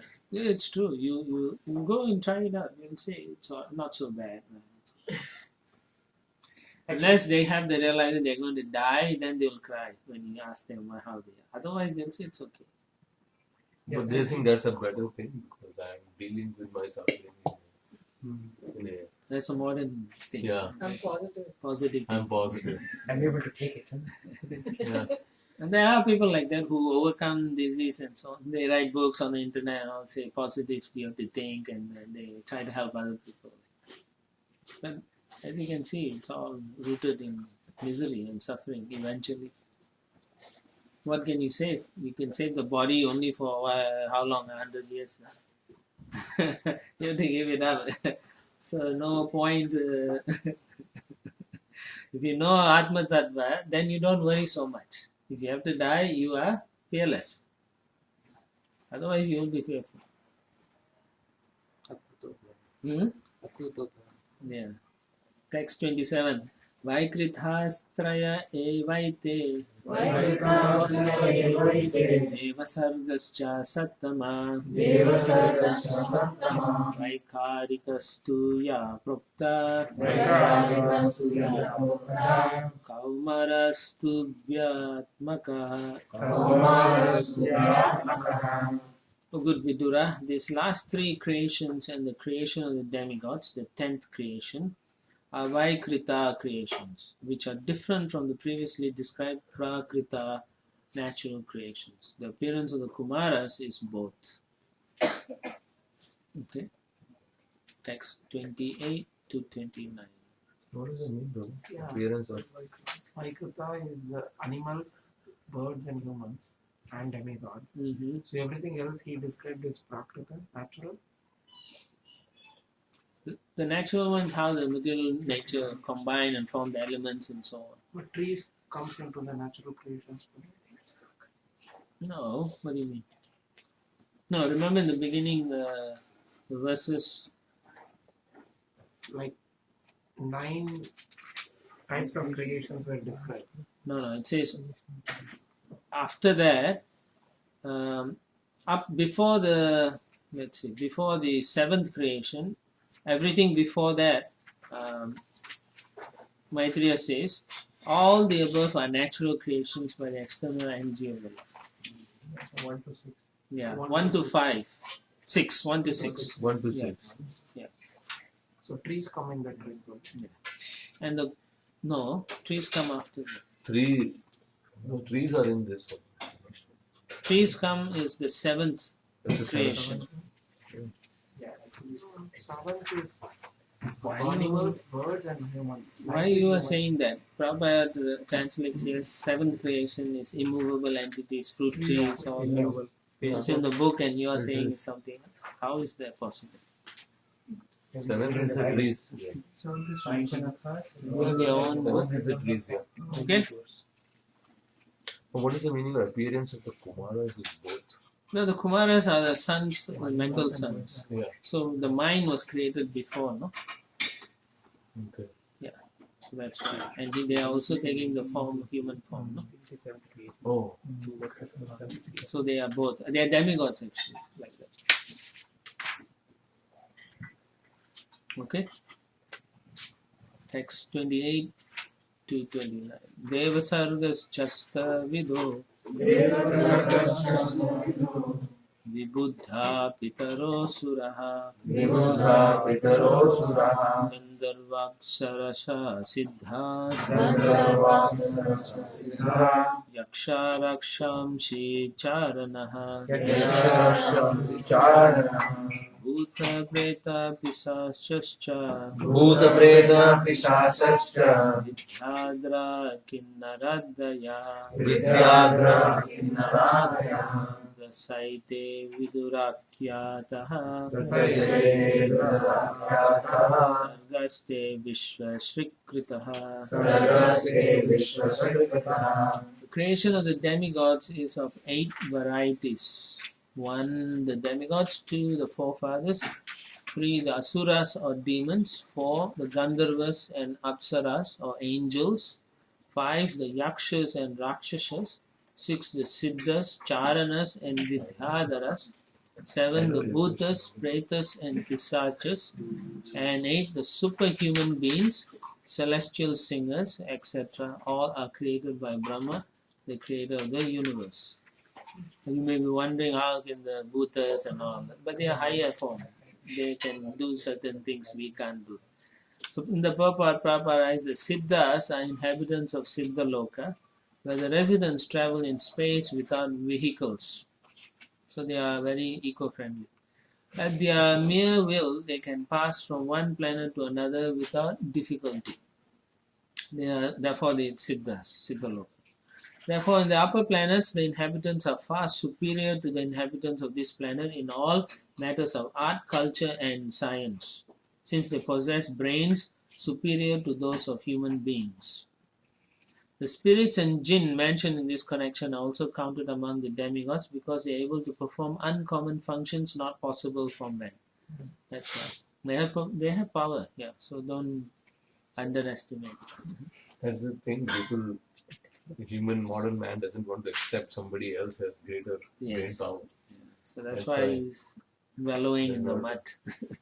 So Prabhupada says in one lecture that they have subtle bodies, they don't have material bodies, Yes. so they are superior. Yes. But like they say, right, if a person commits suicide, they become ghosts. So how is that superior? The body is superior, but they cannot do many things. You understand? Doesn't mean just because you have a good body doesn't mean you're better off, right? Oh, okay. Yeah. Now you can be born in a wealthy home and still be having a bad disease or something like that. Right? The karma is still bad. Yeah. What is the difference between Bhuta, Preta, and Pishachas? Like, if they Special research. Not now. Right. I don't know. Right. Okay, so Prabhupada translates Bhutas are jinn. They are like genies like that, no? And then pretas are evil spirits, and pisashis are attendant spirits. So these are three definition Prabhupada gives. But also the forefathers and the pitras mentioned. Forefathers are pitras. So how do you become pitra? Well, you worship your fathers. Yeah. Yeah. No, but how? I mean, in the culture I come from, they say that only some of them become pitras. Oh, I don't know. So then they protect the family and. I have no idea. I didn't research those things. I So don't know. because then there are pujas done every month for them. And, Yeah, I thought if you worship forefathers in the Bhagavad Gita, it says you go to the planet of the forefathers, right? Pitri Loka. yeah. Yeah. So those who are so attached to the forefathers or whatever they worship, they will end up there. Yeah. But originally, how they went there first, I don't know. And some people actually do this. Like in my family, Yeah, there's one couple who don't have pictures of God in their home. They have the picture of their father, very big one, life-size picture. Every day they start worshiping the picture. So you will do this. No, in the But I do not know, because if the father went to hell or something, who they worship him? No, I'm just telling you, Prabhu, this is something I grew up with, so I can't adjust to, when I read Prabhupada's books and I can't adjust to that. Don't. Okay. Don't bother with that. Don't worry about it. So everybody goes to Not everybody. not everybody. Who? Whoever All the died. four. Anyway, in the Bhagavad Gita it says those who worship Pitras, they will go to Pitri Loka. So, Forefathers. So I'm sure they only worship pious forefathers, not the one who's a rapist or murderer and then you put in worship. That's not yeah, I So think those they should be. It's like a cycle because there are those forefathers, right? They are themselves should be in Pitraloka. Then they. Well, It's who like- we are. If you look at the original first, where's the Kshatriyas coming from? From the sun and moon god, right? So they have link to sun and moon. So it's like that. There's a link there. There's always some link. so only some forefathers go to Pitraloka, not all of them. Yeah, not all of them. If you're a terrible person, you go to Patalok. So usually the person also who go to Pitraloka, then they are also still attached to the family. I have no idea how they are feeling. Yeah, because that's what they tell us. As far as I know, Pitri Loka is managed by Yamaraj. And So that means they must be. He's a pure devotee. So if they are worshipping him, they are also going to have benefits. So worshipping means to attach or worshipping. So Krishna says you can go to that loka also. They have very good opulence there also. It's a demigod planet, so yeah, definitely. But as to what is happening there, I have not read much about Pitri Loka. So, Prabhu, we say Antakale Chava Niva Swaran Mukta Kalevara. Yes. So, it's not like everybody is going to Pitraloka. Whatever we are meditating on, only some of them end in Pitraloka. Obviously, the point is, if you worship someone, means you are focused on that. At the time of that, you are still focused on that thing. Yeah, you will go to Pitri Loka, or whatever Loka you are meant to go. In the Garuda Purana, it's a description of this. Hmm. Chapter wise, on 10th day, what rites you do, what happens. It's in Yeah, they are walking without chappals. That's why they give chappals to the Brahmana. Yeah, They but give the umbrella. I mean, it's just spice into things. I can we say don't in have to follow that. the Garuda Purana. Oh. So on 10th day, if you do this thing, then this By happens. Yamagita. So there is no. Okay, there is a ritual to go back to Pitri Loka. Exactly. So that's what Prabhu is saying. I do not know, but It's Garuda Because Purana. we all do it. I think when our yeah, but so you don't have to do it now. Now if you are devotees, you just offer prasadam to your forefathers. That's all. When they get the benefits. It's your choice. You want to go Pitri Loka, you want to go back out of this material. So also Prabhu, I have a question, like when you offer the prasadam to the forefathers, then who eats that? Like after you've given to them, then what to do with that? You can give it to the birds and so on. We don't distribute that. No. Oh, you can if you want to. So many people, you can meet your neighbors. It's still prasadam. Harulash Prabhu's point is it's still Prashadam, so eat it. The family members eat it. Because somebody told us to put it out for the I mean, usually in Usually India, say the birds and the cows eat it. Actually, it's only the gifts of That's why they ask you to eat. Always give you all 10 days, 11 days, ceremony for no, the crows are actually it's too much detail. Yeah. These are too much. Yeah, it's too much detail. So let's not stay in Pitri Loka. Let's move on. But Mataji was asking the ghosts within the Please contact ghosts within the earth because of suicide. or whatever. Yes. They are also counted in these. As a higher birth, the body is higher, but they may be suffering still. So it doesn't matter. But that is a That's why if you become a demigod, then what does it mean? Still it means you're going to enjoy extra, that's all. But then, Prabhu, it's actually contradicting, right? They are actually living their body, like they are making their body suffer, like people who commit suicide and all. this is a category. But how can they fall under demigod category? They should be lower. So what? What is you're putting like this is high and this is low? It doesn't work like that. From the way you are thinking, it's not like that. They're still suffering, whichever whether they are under the category of a demigod, they are of the lowest of that category, and they are suffering. Well, my understanding was that they actually are looking for a physical body so that they can actually satisfy their desires. Senses, yes. So Because therefore, they I are know- suffering. Yeah. They are higher because that body allows them to do some Things which can. Oh. siddhi kind of Okay, thing. that way. Yeah. They have greater mobility basically. It's a subtle Yeah. form. Yeah, there are some other kinds of siddhis which Yes, are not. so the human body don't have those Oh. things. So that category up to it's Okay, like you can that say way. if you draw a Venn diagram, it intersects, human thing and so on. So in one category they are on a higher, but on another category they are lower because they can't enjoy the senses. They are like in between the gross and the subtle. Yeah. Whereas the demigods can enjoy their senses, when the human beings can enjoy senses, but the ghostly things Cannot, they cannot. cannot. Yeah, only those. Whether they want to enjoy or do self-realization, still they have to come back to human form. Depends. It all depends. Like there was a Gita Mahatmya, there was a ghost and Shiva and Parvati are discussing the glories of Gita and the ghost hears and simply gets liberated. And that's it. So, Yeah, so it depends. Text 30. Hare Krishna. Hearing this. Are you okay with the definition? But it's still contradicting definition of You say, okay, that's it done. No, because your understanding is No, till now what I have heard is demigods actually, although they are, I know that they are actually suffering, but they are still higher than. okay. Let me ask you this: the cars means all the cars, right? Even if it's a junk car, it's a junk. Superior BMW, right? It's still cars.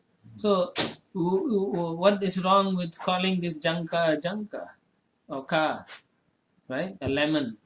No, that I don't have a problem. Yeah, because you know So it they are is a saying car. that demigods also like car category. Yeah. And these are all either junk cars or good cars. So that's why Apsaras are also there. But then that defeats the definition of demigods. No, it doesn't. It's Like your only adding understanding. the Pishachas and into the demigods category.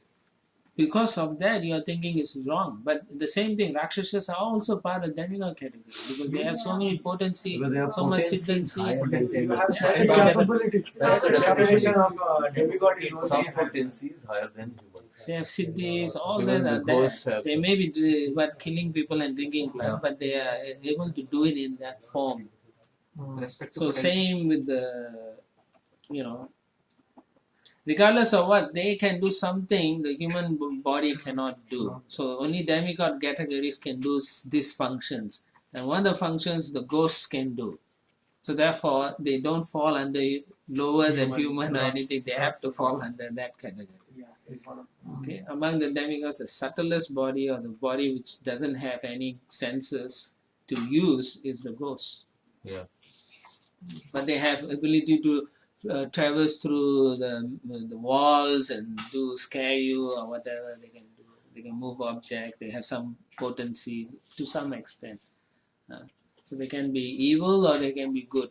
They can choose also. But they are able to do it. They can do something the human body cannot do. So only demigod categories can do these functions. And when the functions the ghosts can do. So therefore, Papa is only showing sometimes. What city is that called? that's a What ghost. city is that? It's called ghost city. That is Prabhu's separate energy. No. Not too much philosophy. Yeah. We just Okay, are we clear with that? Okay, text 30. Atha param pravakshyami Atha param pravakshyami vamshan manvantarani cha Vamsha manvantarani cha evam raja pluta srashta Evam raja pluta srashta kalpadishvatma burhari Kalpadishvatmabhur hari srijati amoga sankalpa Srijati amoha sankalpa atmaivatmanam atmana. Atmaivatmanam atmana. Now I shall describe the descendants of the Manus, the creator Brahma, as the incarnation of the passion mode of the personality of Godhead, creates the universal affairs with unfailing desires in every millennium by the force of the Lord's energy. Thus end Bhaktivedanta purports of the 3rd canto, 10th chapter of the Srimad Bhagavatam, entitled Divisions of the Creation. The next chapter is on time, how Brahma continues.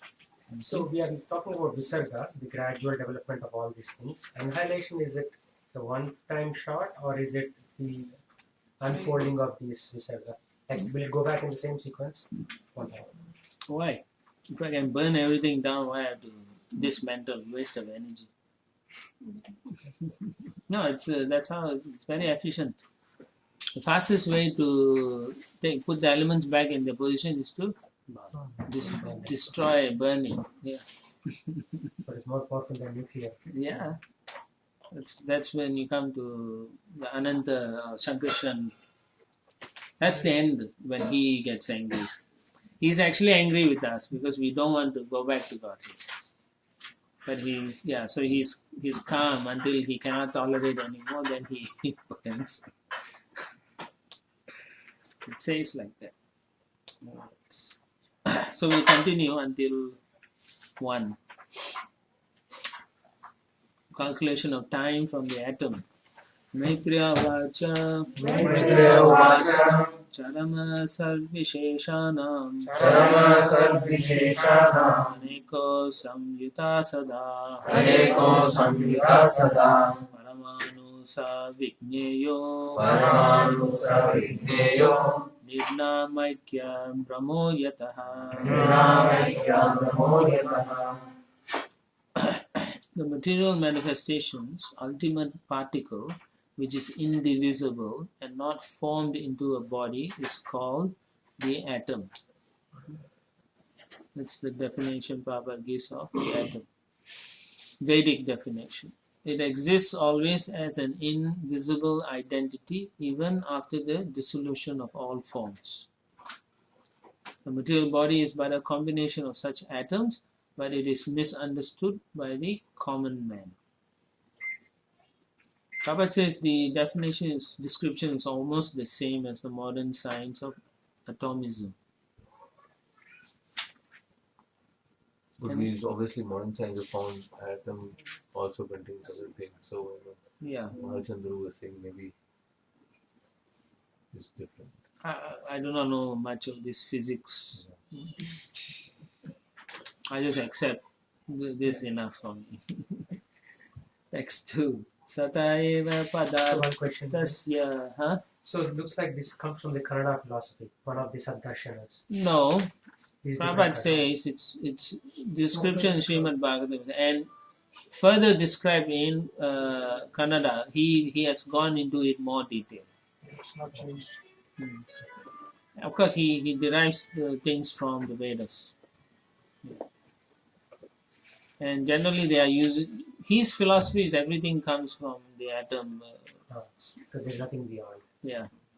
Even Gautama. Huh? Gautama is Same, huh? Some, maybe there's some slight difference. no, it's a combination of atoms. Oh. Is atom is combination. So Gautama is predecessor or successor of Kanana? Predecessor. Three reasons. Text 2. Sata eva padarthasya Sita eva padarthasya swarupa vastitasya cha Swarupa vasmitasya kaivalyam parama mahan Kaivalyam paramamahan avishesho nirantaraha. Avishesho nirantaraha. Atoms are the ultimate state of the manifest universe. When they stay in their own forms without forming different bodies, they are called the ultimate unlimited oneness.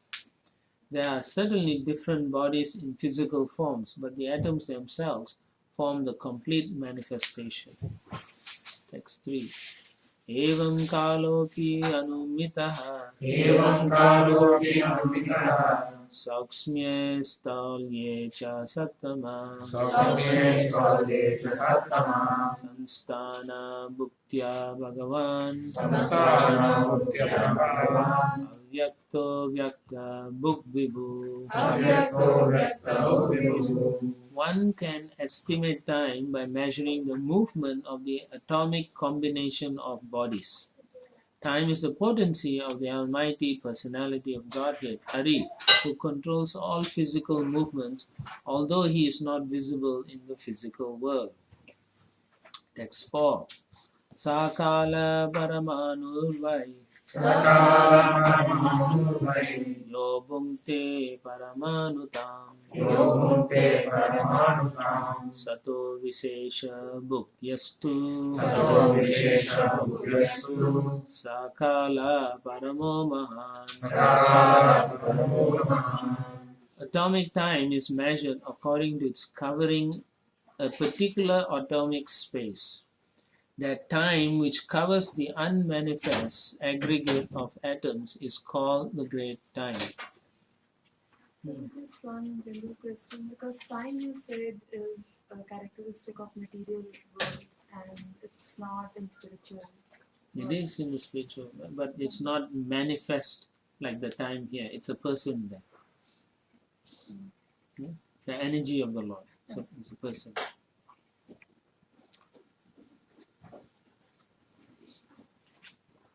Okay, so Prabhupada writes in the purport, time and space are two correlative terms. Time is measured in terms of its covering a certain space of atoms. Standard time is calculated in terms of the movements of the sun. The time covered by the sun in passing over an atom is calculated as atomic time. So on that tiny level, the greatest time of all covers the entire existence of the non-dual manifestation. All the planets rotate and cover space, and space is calculated in terms of atoms. Each planet has its particular orbit for rotating, in which it moves without deviation, and similarly the sun has its orbit.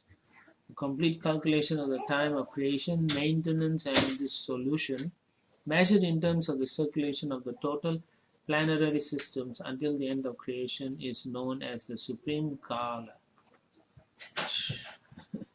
Technical, the way it's calculated. Very technical. Yeah. The But time it takes to move across an atom. across that an is the atom. minimum. Yeah. That's the unit.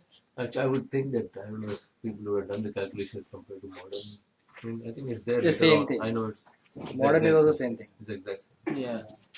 So Sarabhuta Prabhu has also described some of these things, right? Yeah. So he knows about that. So you can check with him. I did that class on time, right? Yeah, that one you probably it's the exact same, huh? The exact Yeah. time taken by sun to move over an atom. Yeah. So, and then there are other times defined. Yeah. Text 5. Let's continue. Anurudva paramanu syat Anurudva paramanusya त्रासरेणुस्त्रयास्मितः रासरेणुस्त्रयास्मितः जालार्करश्मि अवगत जालार्करश्मि अवगतः काम्येवानुपतनगात्. काम्येवानुपतनगात्. The division of gross time is calculated as follows. 2 atoms make one double atom, and 3 double atoms make one hexaatom. This hexaatom is visible in the sunshine, which enters through the holes of the window screen. So we say, some people say it's like dust.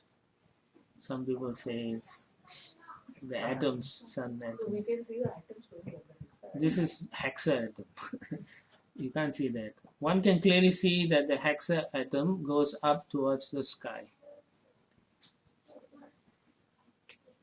The atom is described as an invisible particle, but when 6 such atoms combine together, they are called Trasarenu. And this is visible in the sunshine pouring through the holes of a window screen. So you can, Seattle you can't see because there's no sun here. But when you see the sun, stand and see if you can see them. There are particles you see. It could be dust, it could be the atoms. I don't know. But the dust is also atom. It is on that level, yes. You are right. Dust is also atom. Combination of atoms. But I do not know whether 6 atoms. Text 6.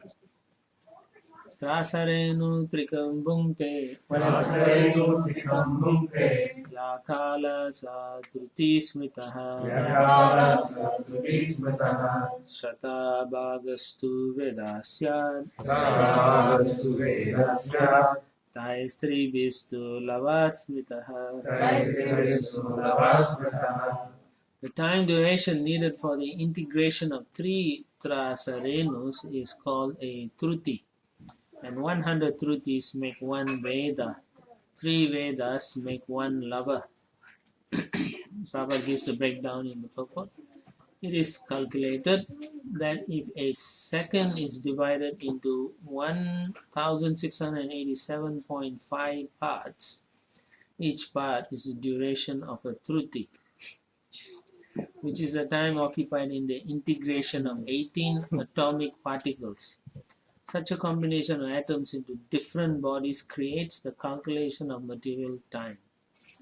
The sun is the central point for calculating all different durations. The truty is 0.00047 seconds. If you divide it, if you do the division. So Lava Matra. lava is 1/11. 3 Vedas, which is 0.142 seconds. 142 seconds lava. Sarvasiddhi. So about less than 2 seconds if you can get the association. That means your heart must be willing to accept that person. Otherwise you want to anyway, let's go. You get this very technical, so you can take your time to go through it. If you have interest in physics and all this quantum physics and all that, you can sit down and work it out. I don't have that time. It's all worked out, actually, just as I accepted. Nimishastri lavunyeya निमिषस्त्रि लवोयेया amnataste trayakshanaha अमृतस्ते त्रयाक्षणः shanan panchavidu kashtam पञ्चविदुकाष्ठं laguta dasha panchacha. लघुतादशपञ्चच. The duration of time of 3 lavas is equal to 1 nimisha. The combination of 3 nimishas make 1 kshana. 5 kshanas combined together make 1 kashta, and 15 kashtas make 1 lagu. By calculation, it is found that 1 lagu is equal to 2 minutes. The atomic calculation time in terms of Vedic wisdom may be converted in the present time with this understanding. Lord's breathing is 1 nimesha. Yes, it will come. 1 nimisha is how many seconds? Check. 3 or 4. That is his seconds. No, we just want to know how many seconds. Checking.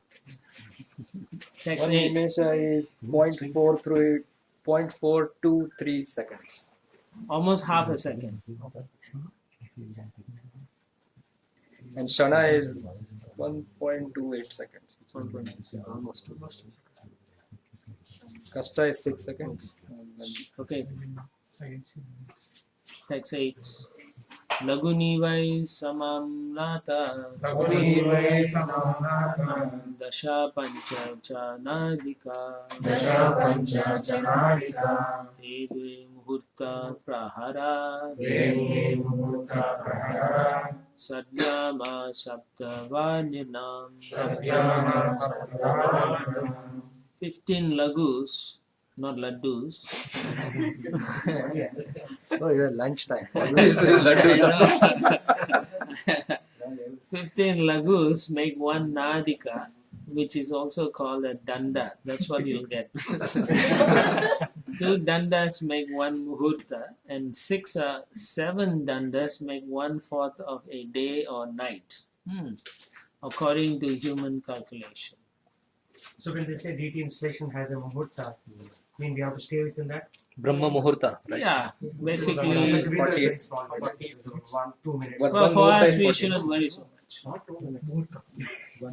For us, listen, don't worry so much all this thing. Just chant Hare Krishna. So the muhurtas all realigned. Text 9. Dvadasarda palunmanam Chaturvischatur angulai Swarnamasai krita chitram Yavat prastha jalaplutam. The measuring pot for one nadika or danda can be prepared with a 6 pala weight, 14 ounce pot of copper, in which a hole is bored with a gold probe weighing 4 masa and measuring 4 fingers long. When the pot is placed on water, the time before the water overflows in the pot is called 1 danda. Now you have a watch. In those days, that's how they calculate. Actually, in Jaipur, near the Govindev temple, where Raja Mansing's fort is, there is Jantar Mantar. All these calculations are done through physical things. Yes. When a particular angle sun comes, clock comes. Yeah, so that's how the technology was. They don't need to go into making all these complicated accessories and so on. They use common things they can find and then just put the stick up in the sun. They say that's the time. Easy. Easy and convenient. Yeah, that's how the Vedic culture is. So even now, actually, like my Right. they see the sun and tell the time. Yes, I know some people can do that. Well, from young, if you see the movement of the sun, you should know. You should know that. Shadow. Yeah, you will know. Like I noticed, like here in Seattle, around 1 or 2 o'clock, the sun is quite low already, which is like 3, 4 or 5 o'clock in the southern side of the country. So you can see, oh, this looks different. But here it keeps changing. How can it keep changing? No, I mean during the season, Yeah, summertime will be longer. He doesn't have a watch. From his Srivatsam. Something from his Srivatsam. Text 10. Yamas chatvaras chatvaro Madhyanam ahani ube Paksha pancha dashahani Shukla krishnascha manada. It is calculated that there are 4 praharas, which are also called yamas, in the day and 4 in the night of the human being. Similarly, 15 days and nights are a fortnight, and there are 2 fortnights, white and black, in a month. Shukla Paksha, Krishna Paksha. So in every 15 days there's an Ekadasi because the Lord turns over the other side, right? Text 11. Tayo sammuchayo masa Pitrinam tad aharnisham Gautau ritu sad ayanam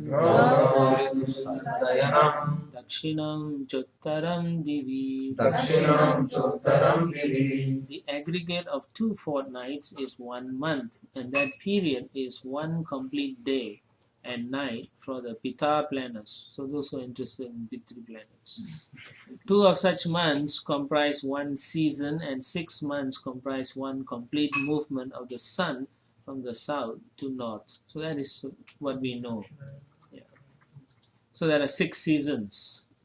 But in general nowadays you only see 4. Even that also is now you can see is going away.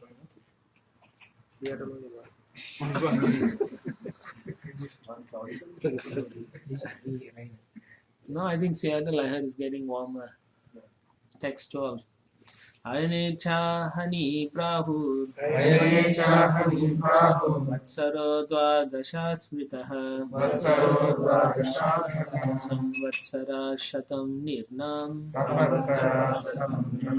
Paramayu nirupitam. 2 solar movements make 1 day and night of the demigods.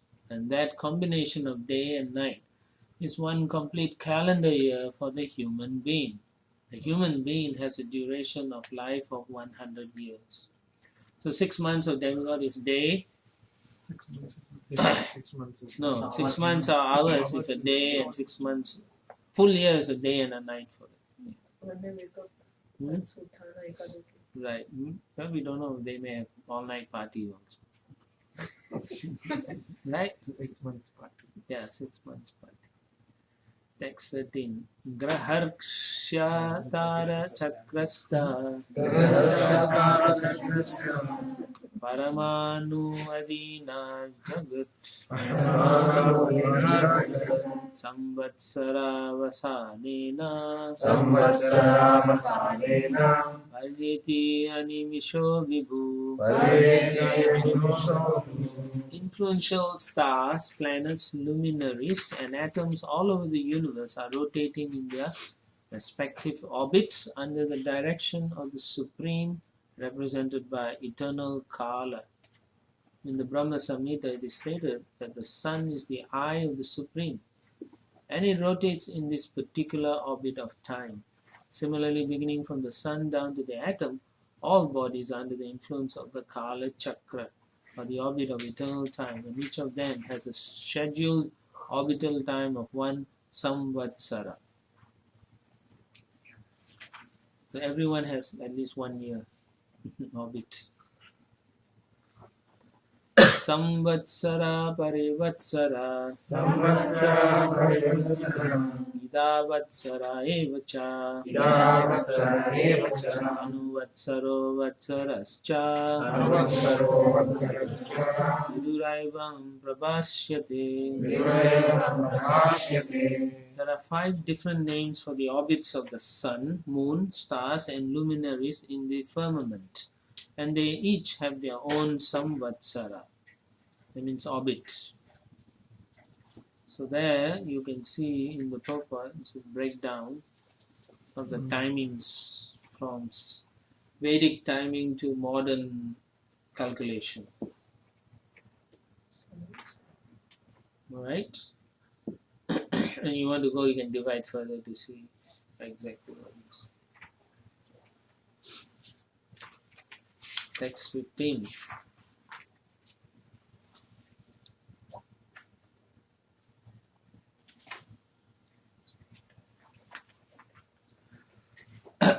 Ya Svidya Shakti Murudochvasayan Swashaktya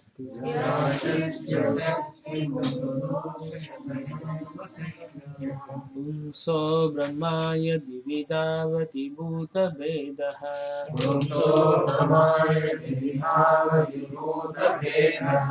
Alakyaya gunamayam kradudevi tanvam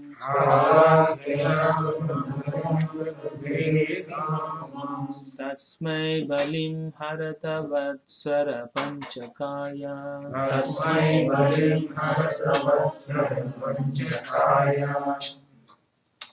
O Vidura, the sun enlivens all living entities with his unlimited heat and light.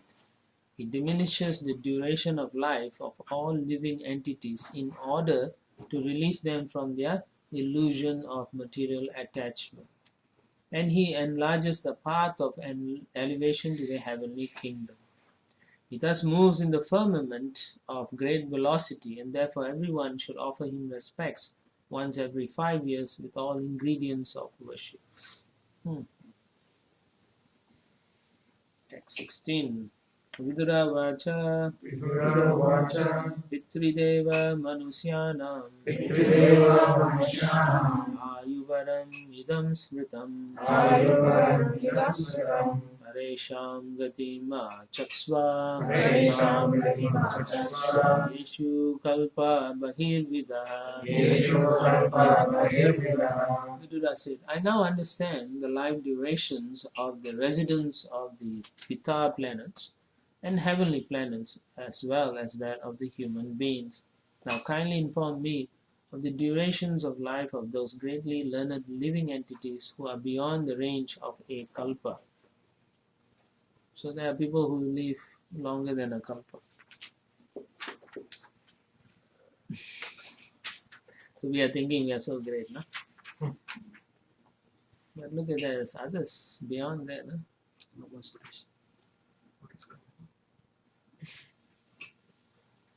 It's 17. Bhagavan Veda Kalasya Gatim Bhagavato Nanu Vishvam Vichakshate Dhira Yogaradena Chakshusha O spiritually powerful one, you can understand the movements of eternal time, which is the controlling form of the Supreme Personality of Godhead.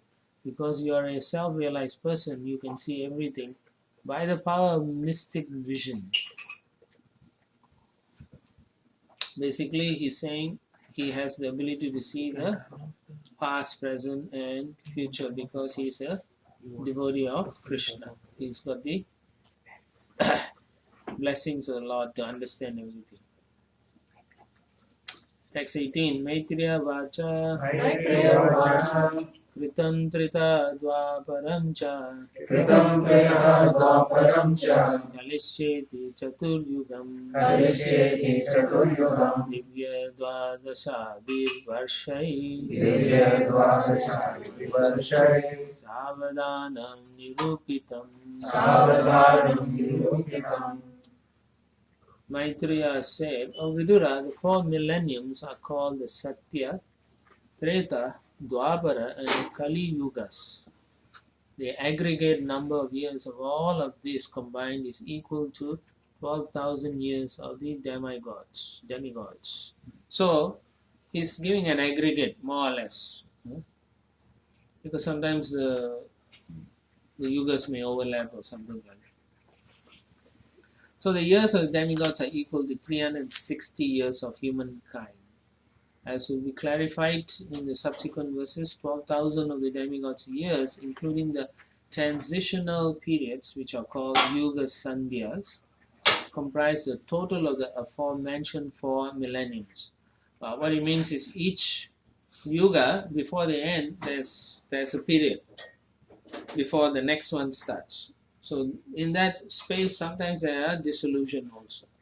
Sometimes. Thus, the aggregate of the above mentioned 4 millenniums is 4,320,000 years. So, Satya plus Treta plus Dwapara plus Kali Yuga is 4.32 million years of human years. So now he breaks down that. Chatvari Trini Dve Chaikam Kritam ऋतादिषु यथाक्रमम् ऋतादिषु यथाक्रमम् संख्यातानि सहस्राणि संख्यातानि सहस्राणि द्विगुणानि शतानि च. द्विगुणानि शतानि च. The duration of the Satya millennium equals 4,800 years of the years of the demigods. The duration of the Treta millennium equals 3,600 years of the demigods. The duration of the Dwapara millennium equals 2,400 years, and that of the Kali millennium is 1,200 years of the demigods. So then the breakdown is given there. Most of you know that, we've already done all that. Text 20. Sandhya Sandhyam Shayuranta Sandhya Sandhyam Shayorantara Yakala Shata Sankhyayo Yakala Shata Sankhyayo Tammevahu Yugam Tajña Tammevahu Yugam Tajña Yatra Dharmo Vidiyate. Yatra Dharmo Vidiyate. The transitional periods before and after every millennium, which are a few hundred years as aforementioned, are known as Yuga Sandhyas. So there's a few hundred years between each millennium. Or the conjunctions of two millenniums, according to the expert astronomers. In those periods, all kinds of religious activities are performed. Text 21. Dharmas Chatuspan Manujan Dharmas Chatuspan Manujan Te Samanu Vartate Krite Samanu Vartate Sayavanyeshwadharmena Sayavanyeshwadharmena Yeti Padena Vardata. Yeti Padena Vardata. O Vidura, in the Satya millennium, mankind properly and completely maintained the principles of religion. But in other millenniums, religion gradually decreased by one part as irreligion was proportionately admitted. So like 25% each millennium we lose. So in Satya Yuga they are very God conscious. And then in Treta Yuga they lose. So 25. Right? And then it comes to like now in Kali Yuga it's Only 25 minutes. that's what we think, but I think it's even worse than that, no? Minus 25. Gradually. Yeah. What is generally mentioned is in general the population will be like that, Yes. because an individual entity Not necessarily. has a ability to do whatever. Yeah, that's what I mean. You Yeah. can't say 40, 25 are all like that. No, there are people who are pure devotees, even in Kali Yuga. Yeah. Yeah, so understand that. Yeah. Effectively, the activities they do are 75% nonsense. And then 25% may be good. Very few are really God conscious. Manusyanam Sahasreshu. Very, very rare. So Prabhupada says, in the present, there's one part religion and three parts irreligion. Therefore, people in this age are not very happy. You can't be happy because if you do religious activity, then you get all the blessings of the demigods and so on. So everything becomes easy to live in the planet. You won't get miserable weather or tsunami, earthquakes, whatever, famine. All this won't happen because you get the blessings. But if you don't perform religious activities, then the consequences are you have to suffer. You have to suffer. You can't blame anybody. Because you don't want to do what is supposed to be done. And therefore there's a reaction if you don't do. If you don't offer value, thief. Yeah, if you don't offer, you don't receive also. Yeah. So if you don't offer the demigods, they don't give you the blessings. Or if you don't offer Krishna, he's not going to give you blessings at all. Anyway, that's how it is. Text 22. Trilokya Yuga Sahasram Bahira Brahmano Dinam Bahira Brahmano Dinam Tavati Eva Nishatata Bhavati Eva Nishatata Yanni Milati Vishvashrik Yanni Milati Vishvashrik outside of the three planetary systems, Swarga, Martya, and Patala, the 4 yugas multiplied by 1000 comprise one day on the planet of Brahma. A similar period comprises a night of Brahma in which the creator of the universe goes to sleep. When Brahma goes to sleep in its night time, the three planetary systems below Brahmaloka are all submerged in the water of devastation.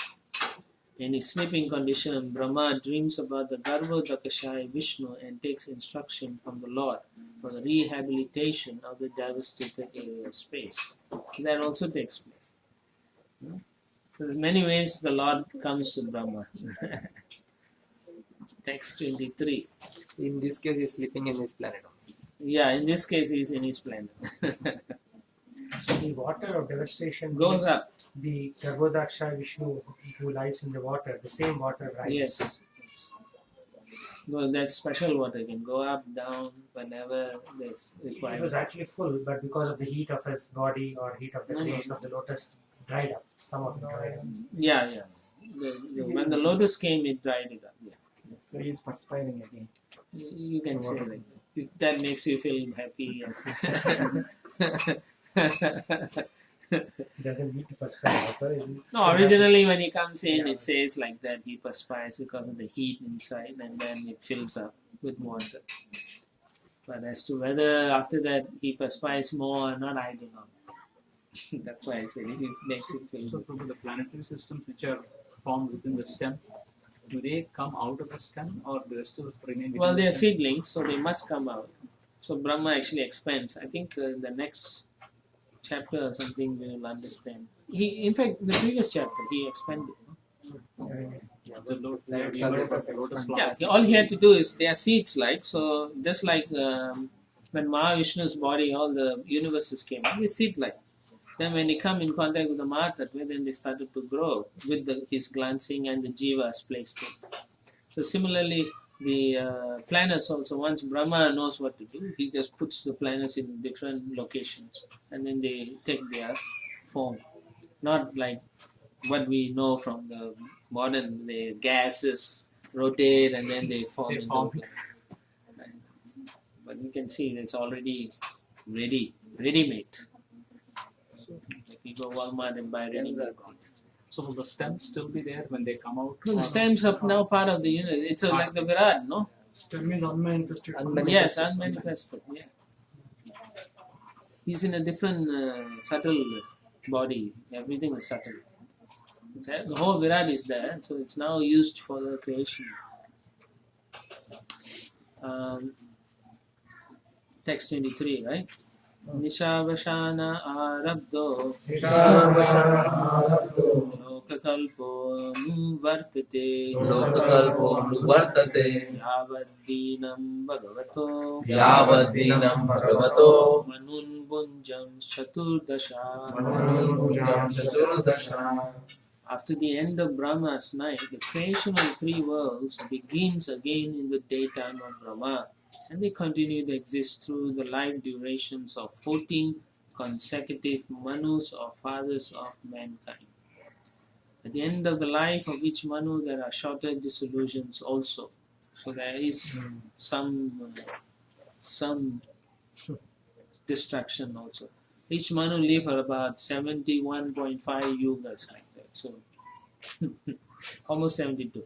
Text 24. Swam swam kalam manubhunte Samsakaram Manubhunte sadikam hi eka saptatim. Sadikam Ekasaptatim. Each and every Manu enjoys a life of a little more than 71 sets of 4 millenniums. So in our calculation, it is 306,720,000 years each Manu will live for.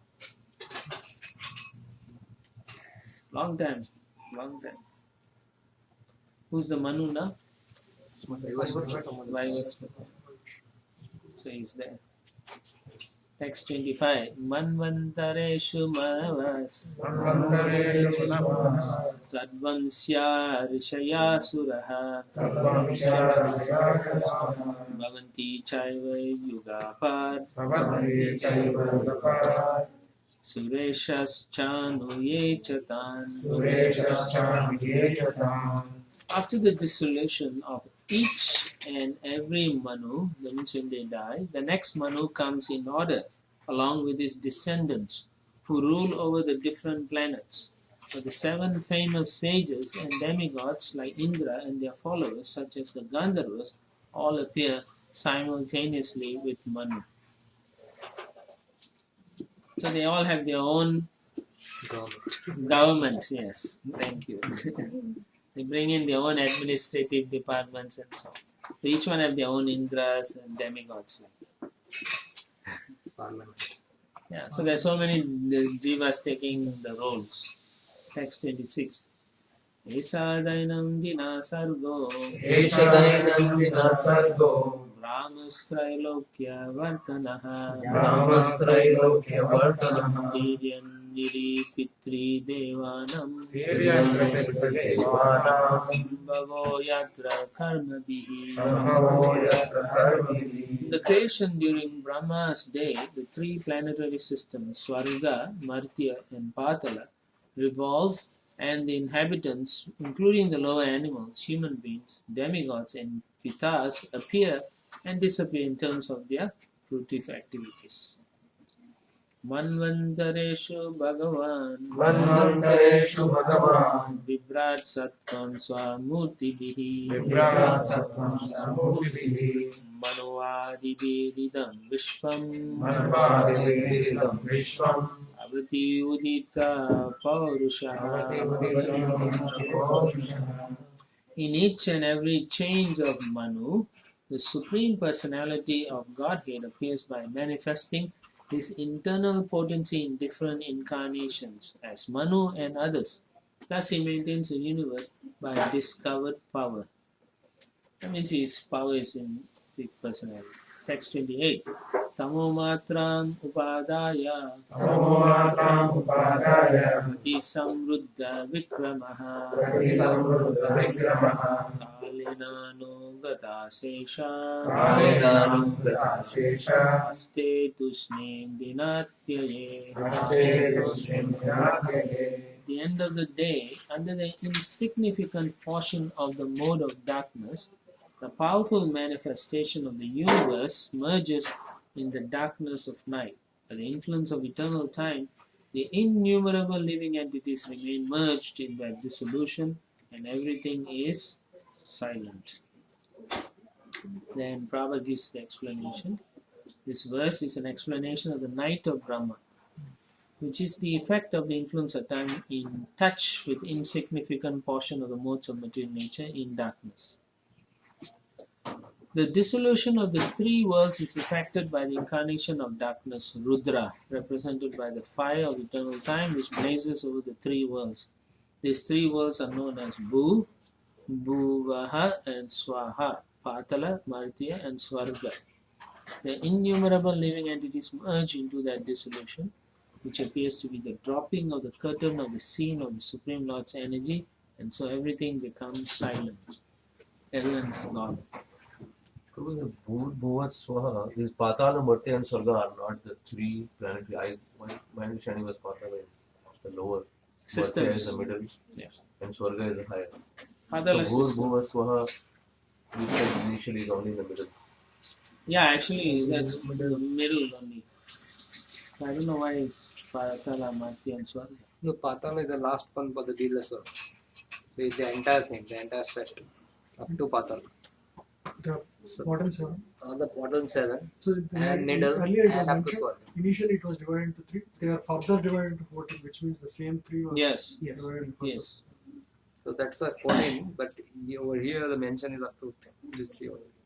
That's why we're asking why it says only. No, because up to the end of the day of Brahma, it's up to the Swargaloka devastation. Above, they won't ever. They have so up to the 3 up to this point. Yeah. So it makes sense.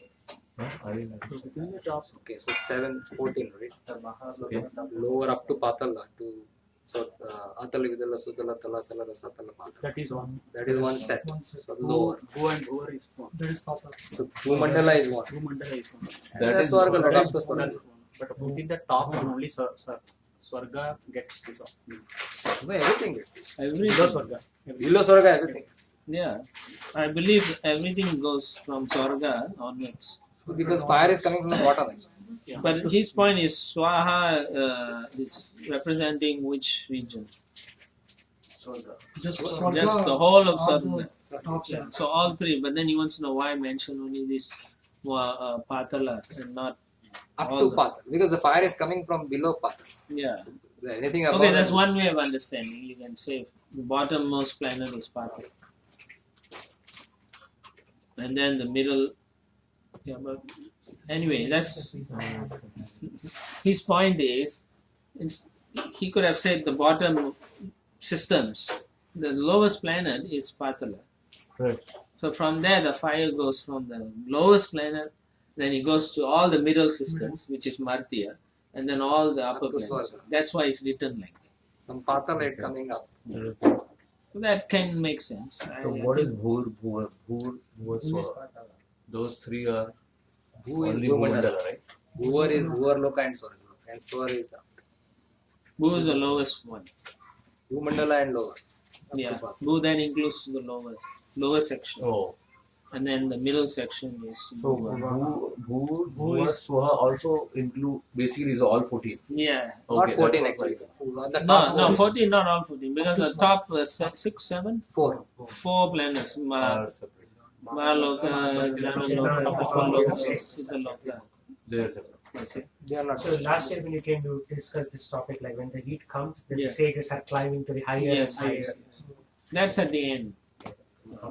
Not this is only partial. So when this annihilation happens, so southern side of the Patala is the Narakaloka, and then a little to the east is the Pitraloka, according to the graphical depiction. So they also get annihilated. Yes. So Yamaraj also has to depart temporarily somewhere. Everybody has to. He has to go up to the higher thing. That's one thing. The other thing is I have not read about where Yamaraj goes. Also, he has the ability. He's also empowered personality. So either he also leaves to some higher planet, or his region is not touched. That I don't know. Even Vaman lives in Sutala. Yeah, So that also. yeah, and that's true. Also, Vamanadev is taking care of Bali Maharaj. also. But then By that's which only time Bali will for become that's Indra. only for one day. That's One Indra. one year cycle only. So that's not. By which time Bali would have become Indra and he would have gone to the higher Yes, Janatapa, yes. So that Mahalokas, doesn't. all that So stuff. that doesn't. But I do not know where Yamaraj goes now. Whether he leaves completely or his region is not Because touched. devotees have services in all of these planets, so they're still there. But I think everything is wrapped up. If you ask me. Yeah, time to go. Yeah. Everything is wrapped up, and then Yamaraj also goes back either to higher planets or he leaves, and then he comes back later. Redeployed. Yes, they all come back. Yeah, if I'm right, because everything goes back into the body of Mahavishnu. Remember we reading? So everything from that region onwards. So in the body of Mahavishnu, they are Nitya Siddhas who are doing service, as well as Nitya Baddhas who will be getting the bodies according to their activities. No, Nitya will go back. No? But then won't they have to be redeployed for service sake? When the Lord decides, they come. Not like us. When everything is created, then the Nitya Siddhas are sent. Yes. This is won't be in the suspended mode. No. They don't have to. They don't have to be in They can go suspension. back to the Text 29. Tammevanuva vidiyante loka bhuradayasтрaya shayam anuvrittayam nirmukta sashi bhaskaram. Bhaskaram. So your people's name like Sashi or Bhaskar. Like that.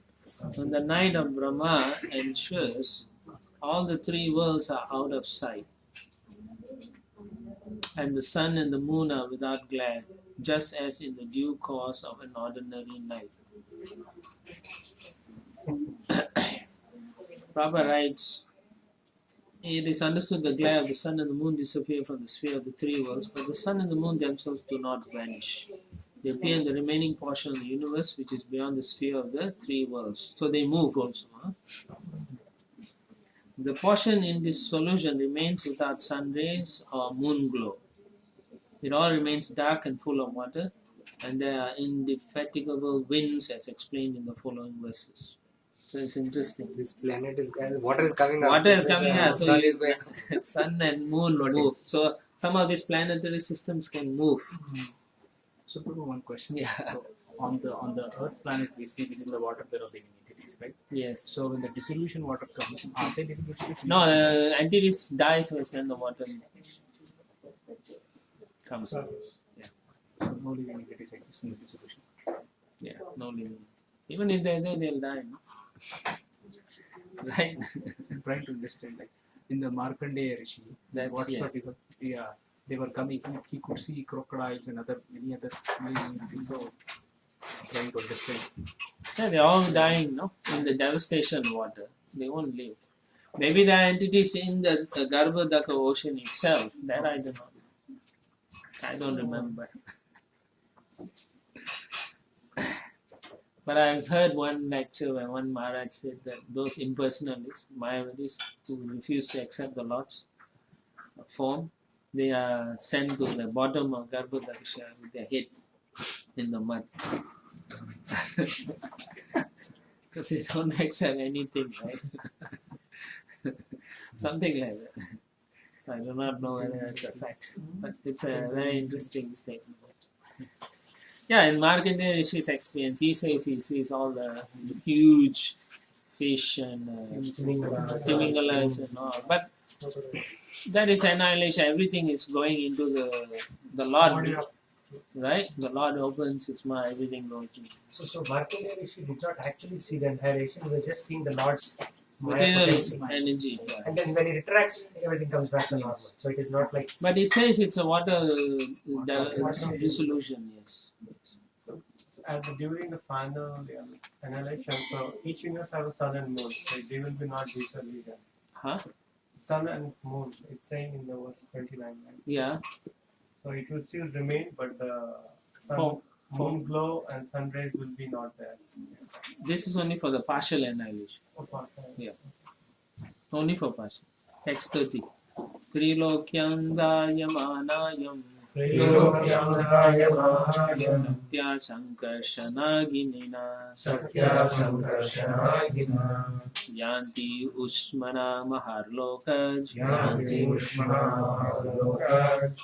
Janam Brigvadayor Ardita. The devastation takes place due to the fire emanating from the mouth of Sankarshana. And thus great sages like Bhrigu and other inhabitants of Maharloka transport themselves to Janaloka, being distressed by the warmth of the blazing fire which rages through the three worlds below. You see, they all die first. Nobody lives. But they may be living entities in the Garbha ocean. I've never heard of it, so but possible. The Lord can do anything. Yes. Text 31. Tavatri bhuvanam sadhya kalpantai dita sindhava plavayanti utkato topa Chandavati Tormaya. At the beginning of the devastation, all the seas overflow and hurricane winds blow very violently. Thus the waves of the seas become ferocious, and in no time at all, the three worlds are full of water. So even in the planets it's going to be tsunamis. So in Japan, tsunami happened. That one video shows in no time, like 3 to 4 story building, that much water came in. No time. I was When I was traveling at that time, I saw those live telecasts. Yeah, there was some video. That was scary. The waves were very fast, very fast. And when you look, you can't see the water going fast. Yeah, exactly. It seems the water is going slow like that, but then it just pulls down buildings like nothing. So that's why the elements are known as Panchabhutas. These 5 elements, Panchabhutas, they are very, very powerful actually. The Lord can use that to kick us anytime we want. And we are so proud of small things we do. That's amazing. So Lord Sankarshan will burn the planetary systems again. Text 32. Antasa tasmin salila Aste nanta sanohari Yoga nidra nimi lakshaha Stuyamano janalayai. The Supreme Lord, the personality of Godhead, lies down in the water on the seat of Ananta with his eyes closed, and the inhabitants of the Janaloka planets offer their glorious prayers unto the Lord with folded hands. So they all run away from the Mahaloka to Jana, and then they can see the Lord because they are all devotees, pure devotees. Remember previously Prabhupada said they are pure devotees, so they are worshipping the Lord and they can see what's happening. So at that time they sing like Om Shanti Shanti, those kind of because it's frightening, the whole thing, the whole universe is like in a mess. It's like that Japan video happened. People moved from one story to the next story. They didn't. No, the buildings are there. It was scary. I saw that the live tap. It was scary. Even in Himalayas, what was that actually? Yeah. Recently, Kedarnath. That was the water Ganges. It just cars and all were just going, floating. At that height. Yeah, Kedarnath. Yes. So you can see water is very powerful. So in hurricane is both water and air. So you just imagine it is. They calculate, 1 square feet water is like, let's say 1 cubic feet of water is how many? They say about 1 ton, 1 cubic feet of water. That much force. So imagine when it is moving, and the wind has a certain force also. And the wind is actually, it's creating a whirlpool. Yeah. Kind of so then together when they come, you can say, Hare Krishna. Hare Krishna. Om Tat Sat. Hare Krishna. That's the end. If you have time to think. Yeah.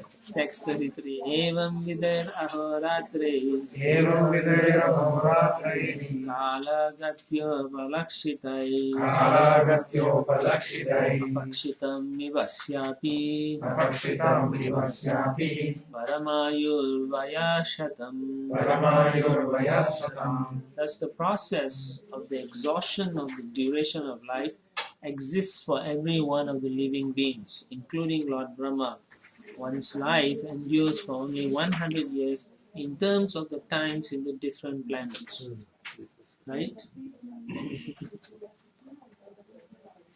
So it doesn't matter how many years they live, it's still 100 only. Right?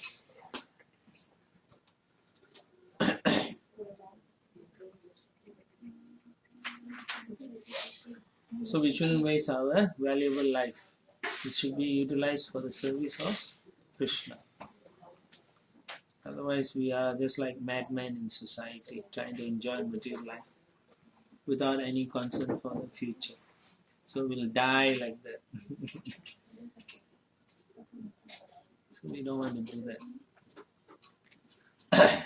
So we can have a lifespan as long as Brahma, and we can still be uselessly trying to enjoy. So that's the point here Prabhupada wants to make. Text 34. Yad ardham mayusastasya ardham avidiyate purva parardo pakranto yaparodya pravartate.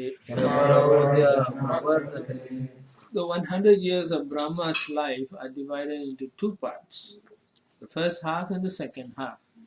First half of the duration of Brahma's life is already over, and the second half is now current. So Maitreya is telling Vidura, our Brahma, he's telling Vidura, our Brahma's life half is gone. And he's 50 years old now. Yeah. First day after. Huh? First day after the 50. First day after 50. Text 35. Purvasyadav paradasya Brahmanama mahanabhut Kalpo yatra bhavad brahma Shabda brahmeti yam vidu. In the beginning of the first half of Brahma's life, there was a millennium called Brahma Kalpa, wherein Lord Brahma appeared. The birth of the Vedas was simultaneously with Brahma's birth. It's called Brahma Varaha Kalpa. That's what they say in the mantras. Brahma Varaha Kalpa. Yeah, the Lord Varaha appears.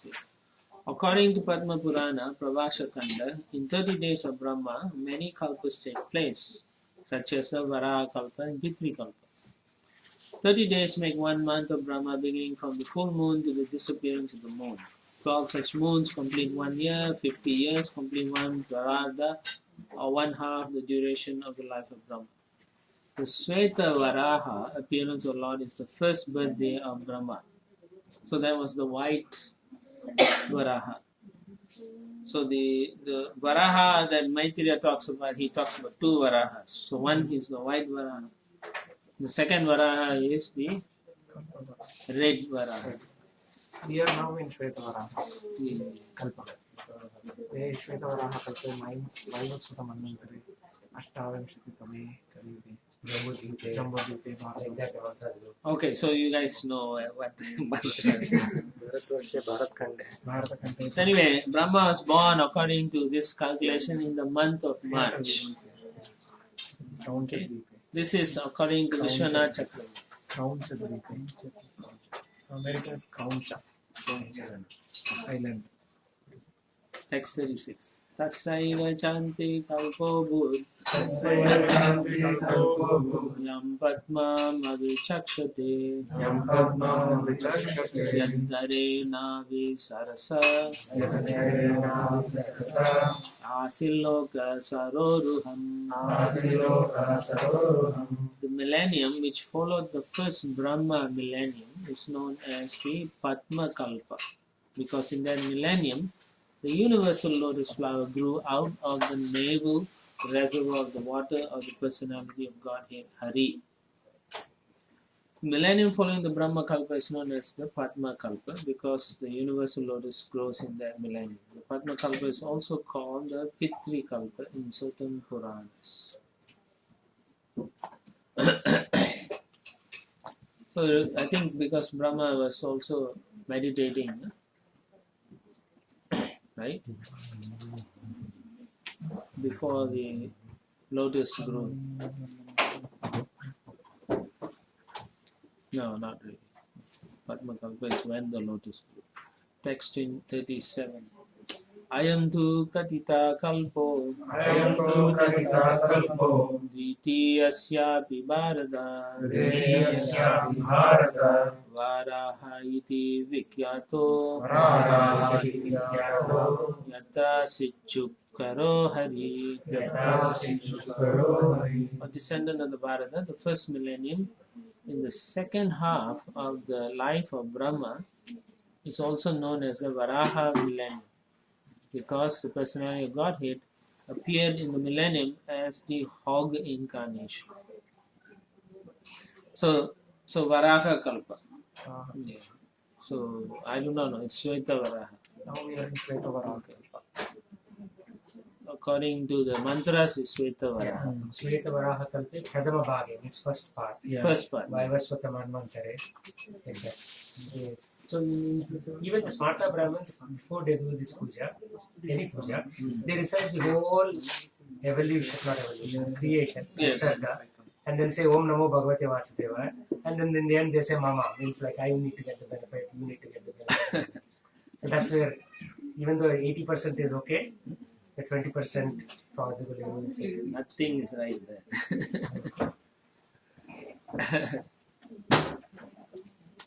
According to Srila Vishwanath Chakravarti, the Brahma Kalpa in the beginning of the first half appears to be the Padma Kalpa.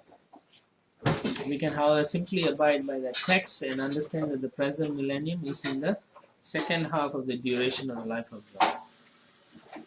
Text 38. Kaloyam viparadakyo Misha upacharyate avyakritascha yanade jagat atmanaha. The duration of the two parts of Brahma's life, as above mentioned, is calculated to be equal to 1 nimisha, less than a second. Nimisha is half second, no? 0.4. For the Supreme Personality of Godhead, who is unchanging, unlimited, and is the cause of all causes and universe. So it's so fast. The whole creation, boom, finished. Before even he closes his eyes, the whole creation is done. Everything is gone back. Half a I second. think in the last year when you came, we read that it is, as he bats his eyelids, universe is coming to being and there are narrated the whole Pranaya. Everything is done. Everything goes back into Mahavishnu's body in half a second. So we understand that then exhalation and inhalation is just half a second. Lots half seconds. But you can say, use yourself as a model and say, wow, that's very fast. So what is time for the Lord? That's also So for us to understand how fast these things are moving, we are thinking it's so long, but in relative position in the material realm, it's fast. But for the Lord, it's nothing. This is pastime. So for Lord, there is no time in that sense. Speaking, yes. Yeah. But he still goes through the, wakes up in the because morning. Of his compassion for the living entities, he then starts this creation again. Otherwise, everything wraps up, boom, finish. So there is no time in the living entity to go further and fulfill. Time restricts us. So at the end of that, so everything is gone back, boom. But in Goloka, there is a concept of time before sunrise, and the Lord offers his. Well, there's no sun, but then it'll be day and night. That's just to facilitate the pastime. And also for devotees to have a rhythm, right? Devotees need to wake up at a certain time and do the service and again. Mainly to enhance his pastime. But not really in terms of the regulation, because there is no question. That's why for enhancing Krishna's pastime. Enhancing the pastimes, not like you have to be. There is no question of you have to be in spiritual world. There's no moon also. Because but No. we hear a Sharad. Yeah, it's not like the moon here that there's a moon there. So Na Bhashate Suryo Na Shashanka yeah, Pavata. it's really, Krishna manifests the moon. It's part of his energy. Yes, it's Shakti. So he can manifest the sun and moon in the spiritual heat. Yeah, he can.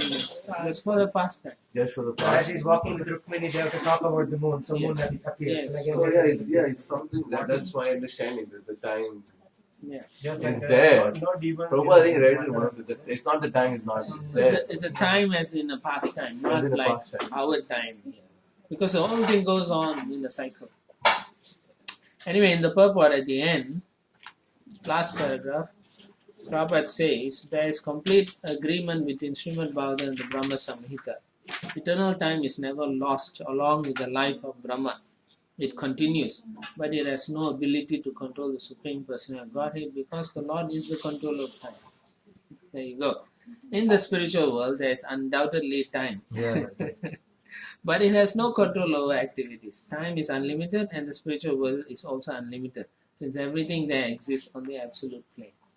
So it's there, but it doesn't control, it facilitates. Yeah, it's different. Yeah. It facilitates. It's like it happens day and night, but it's not like the day and night here, where we It's not- age. It's not taken into account. Yeah. Just it happens. It happens. So if a devotee wants to milk the cows to make evening bhoga or evening offering to Lord, so it becomes evening. And No, then no, there's everything goes centered around Krishna in the spiritual world. So it's not like this guy desired, that guy. No, everything is desired to please Krishna. So it moves together. It's a rasa dance. That's what rasa dance is. Everything is in sync for Krishna. So it's day or night or whatever time it is, as per what is to Please Krishna. Yes. So Manjari says, I want kheer for Krishna, so some devotee runs out and makes kheer, or it's not necessary? No, it's part of the. It's part of that rasa that's going on, that pastime that's going on. But they cook also, right? Yeah, they cook everything, but everything is spiritual. Yeah, there are desired trees also, but they are cooking also. Yeah. Because everything just goes. There's no. Yeah, Yashoda Maya goes and milks with the cow to get special milk for him, and she feeds this cow special herbs to get a special tasting milk. Yeah, she does all that. But it's all to please Krishna.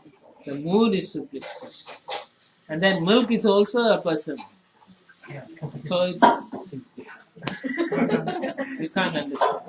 Because remember, she boils the milk. Milk jumps out. The milk is so anxious to see Krishna. So how can you understand that? So try not to. Yeah. When you go there, you'll know. Please bless it. Yeah, Guru Maya already blessed you. Text 39. Trying to understand. Kaloyam Paramanavadi Viparatanta Ishvaraha Naivishitam Prabhurbhumna Ishvaro Dhammaninam. Eternal time is certainly the controller of different dimensions. So there's a demigod, different dimensions, okay? They're all on different planes of dimension and existence. From that, of the atom up to the super divisions of the duration of Brahma's life. So everything, but nevertheless, it is controlled by the Supreme. So even though it's so powerful, it's still controlled by the Lord. Time can control only those who are body conscious, even up to Satya Loka, or the other higher planets of being. That's a fact. Because Krishna, when you do service to Krishna, it's on a eternal, totally eternal dimension. It's got nothing to do with the time dimension. So in this case, the space dimension, time is respected to the space dimension, right? Because earlier we said that time is a controller here. But for the people who are not in body consciousness, time is not the controller. It doesn't matter. That's the point. Though being in the physical They are under the protection of Devim Prakritim Ashrita. Right? They are under the protection of the Lord. So it doesn't matter for them. For them, it doesn't matter whether they get old or what. They only want to serve Krishna. So the time cannot affect them in that sense also. Text 40. Vikharai Sahito Yuktair Visheshadi Viravrita Andakosho Bahirayam Panchasat Koti Vistritaha. This phenomenal material world is expanded to a diameter of 4 billion miles. As a combination of 8 material elements transformed into 16 further categories within and without as follows. Sankhya, yeah. All the different elements. That's how it One is. of the Sri Vaishnavas under the Super Tirumala Tirupati Devasthanam in Tirupati, they did an analysis of how it is 4 billion miles. They give calculations based on Madhacharya scriptures and so on. They come close, very close. They come very close. 3.86 or something. No, the material calculation is 3.86. The material calculation is also pretty close. In Wall Street Journal, once it came, this calculation, I don't know whether they copied from Srimad Bhagavatam or they independently arrived at that number. But Sarvabhuta Prabhu explains this universe, the size is dependent also on the sun also, no? So the sun is only shining up to the level where all the entities are living. Beyond that, no more. So anything beyond that is dark. And then he says, because our sun only does that, 4 billion miles, after that it's all, it's a smaller universe. In a different universe, there may be a different sun which goes bigger like that. So depending on that, that's the extent to which the living entities are. Because they all live near the sun. Yeah. Even in the Bible, there is this concept of Bhumandala, and then that there is only one sun. But then the modern scientists say that there are multiple suns in the universe, blah, blah, blah, blah. So I do not know even the about Bible, the Bible. Scholars are researching and finding out that there is only one sun per universe. I don't know where in their Bible it says that. There are some quotes. I mean, I have the numbers also. Alright, text 41. Dasottaraधिकैर्यत्र विष्टा परमानुवाद लक्ष्यते अन्तर्गतश्चन्ये कोटिशो हि अन्तराशयः. Waves or elements covering the universes are each 10 times thicker than the one before, and all universes clustered together appear like atoms in a huge combination. So each layer, from the earth, water, fire, remember it's all spread out. So each layer, earth is the first layer, then next layer is water. So water is 10 times bigger than the earth cover. But these are in the subtle elemental level. And then fire, and then air, and then ether, and then false water, and then Mahatma. So in the verse Eva Sameva Gre, that was in the test recently. So the Lord says that the elements enter into the cosmos, at the same time they don't enter into. And He also is in the cosmos. Within or outside. Without Him, all this cannot take place. So you can see how tightly we are packed inside. So you cannot get out of this material. Unless you are surrendered to Krishna. Nicely packed. Huh? So is it by design, like it has to be so strong? Yeah, otherwise yogis will figure out ways to escape. Yeah, anything. They're already trying to figure out so many nonsense. Then we have to give up those subtle attachments for us to be able to cross those layers. Yes. I mean, we don't have to physically give up thinking. We all have to do is increase your desire to serve the Lord and His devotees, and automatically all these attachments will go. You won't have attachment for those lesser things, material things. Text 42. Tat ahuraksharam brahma sarvakarana karanam Vishnu dama param shakshat Purusasya mahatmanaha. The Supreme Personality of Godhead, Sri Krishna, is therefore said to be the original cause of all causes. Thus, the spiritual abode of Vishnu is eternal without a doubt, and it is also the abode of Mahavishnu, the origin of all manifestations.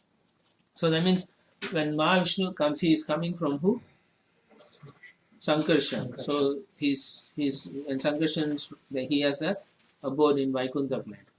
So therefore, even Mahavishnu, when everything is done, he also goes back. Yeah. So Mahavishnu is Sankarshan expanded, but we also have Sankarshan under the bottom of the Garbhodaka in form of an Yeah. So Sankarshan is also Sankarshan is who? Balaram. Yeah, original Sankarshan. He's doing service, that's all. So then, in the Mahavishnu same way, is always here, Prabhu, right? Yeah, Because in Mahavishnu. the material creation, in one sense, just keeps coming and going like that. So Mahavishnu is always That is during the there. duration. After his 100 years. No, don't you try to Mahavishnu. He is independent, Swara. no, the Lord is here and He's there. He's in both Yeah, that's what I'm saying. No, when you said Mahavishnu, there's the concept of Mahavishnu going back. Right? He Because can. You are limiting him. yeah, if he wants, he can. But I'm just saying Yeah. that So when I say he goes back, he can go back. So what's the problem? No, but what he's thinking is he goes back and there won't be any material creation. No. Well, then he'll come back and create, But anyway, energy is right? In the description of the creation, he is coming, right? yeah. Yeah. So why he can't go? So if all souls decide to become God conscious and go back, then he will never come back. Hmm? If all souls decide to become God It conscious, will be fraction of it. then there is no need for Mahavishnu to I do don't anything. think he'll invent it. It won't happen, but it will happen. No, this from my reading, the jivas are always coming. Also, new jivas are coming. New violators. new jivas, but they are eternal. new expansions. But they are still eternal. Eternally, But still everything is growing. finite within the, from the pool. No, The jivas are also expanding, new are coming. new ones. But then It's how fixed, can they be right, Prabhu? eternal? It's eternal, no? When you say new jiva, I mean new jiva is getting conditioned. Yes. Yeah. No. Or you're saying new. Getting created. They're eternal, no? You cannot put But that. the number is You're fixed, putting, you're putting infinitely fixed, right? infinitely creations going on. Infinitely infinite. But the number of jivas is It's always like that. It's always a small portion. You are limiting the Lord, saying He cannot create anymore. So That's new, what you're doing. the new jivas don't have to be envious of the Lord. No, no. It's always the same. But Thing. then how they are eternally I existing? understand. They're always eternal. Your expansion of the Lord, you're eternal. Oh, It's mind boggling. Yeah, no, you don't try to figure this out. It's always going on, eternally going. So, inconceivable. but this question of the jivas obviously always existed. Yeah, we get Will that question always- a lot Will Yeah, always so come up Jivas is that if fixed.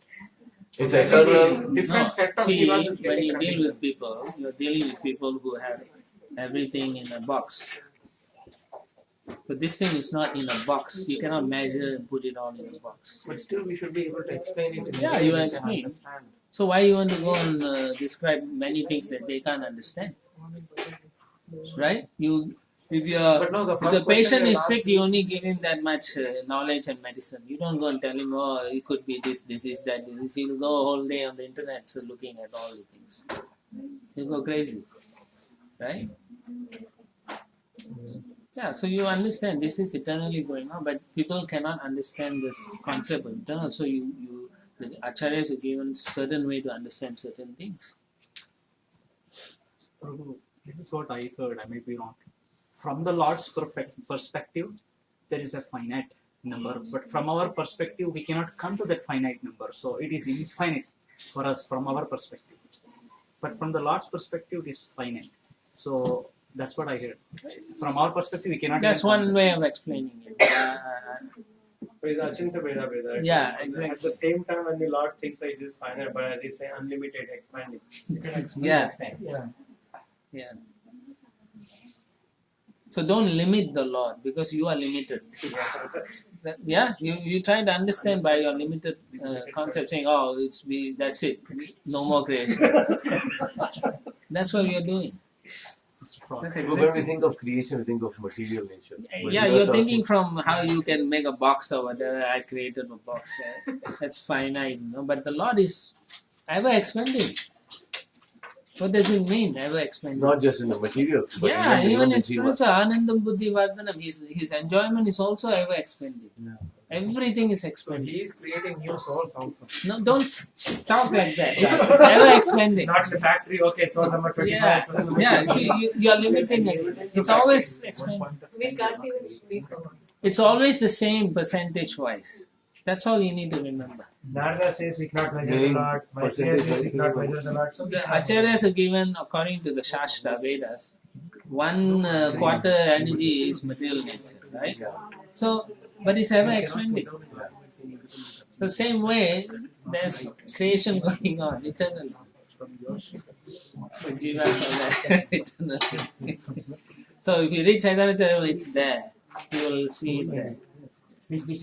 No, you read properly. Don't go one section and then you get confused. But it's there. Prabhu, I have a question. The Guna Avatar Vishnu is Yes. Yes, same person. Actually, they're all the same person. Krishna, in one sense. But yeah, they explain. Guna Avatar is the same person as Shirodakasha. He lives in Swetadip and he is the source of all these multiple incarnations within the universe. Occasionally, Garbhodaksha Vishnu may also come, or Krishna, or Ram from Ayodhya. Oh, Lord Ram doesn't come from. Lord Rama also comes from Ayodhya. Yeah, sometimes he comes directly, sometimes he comes as an expansion via Vasudeva. Yeah, so. Right, okay. So this is the chapter we've done. So, one question. Oh. The first covering, the subtle covering, the earth covering, did they give the dimension or the thickness of the covering? I don't have it here. I don't know. You can ask. Avitananda has all kinds of calculations.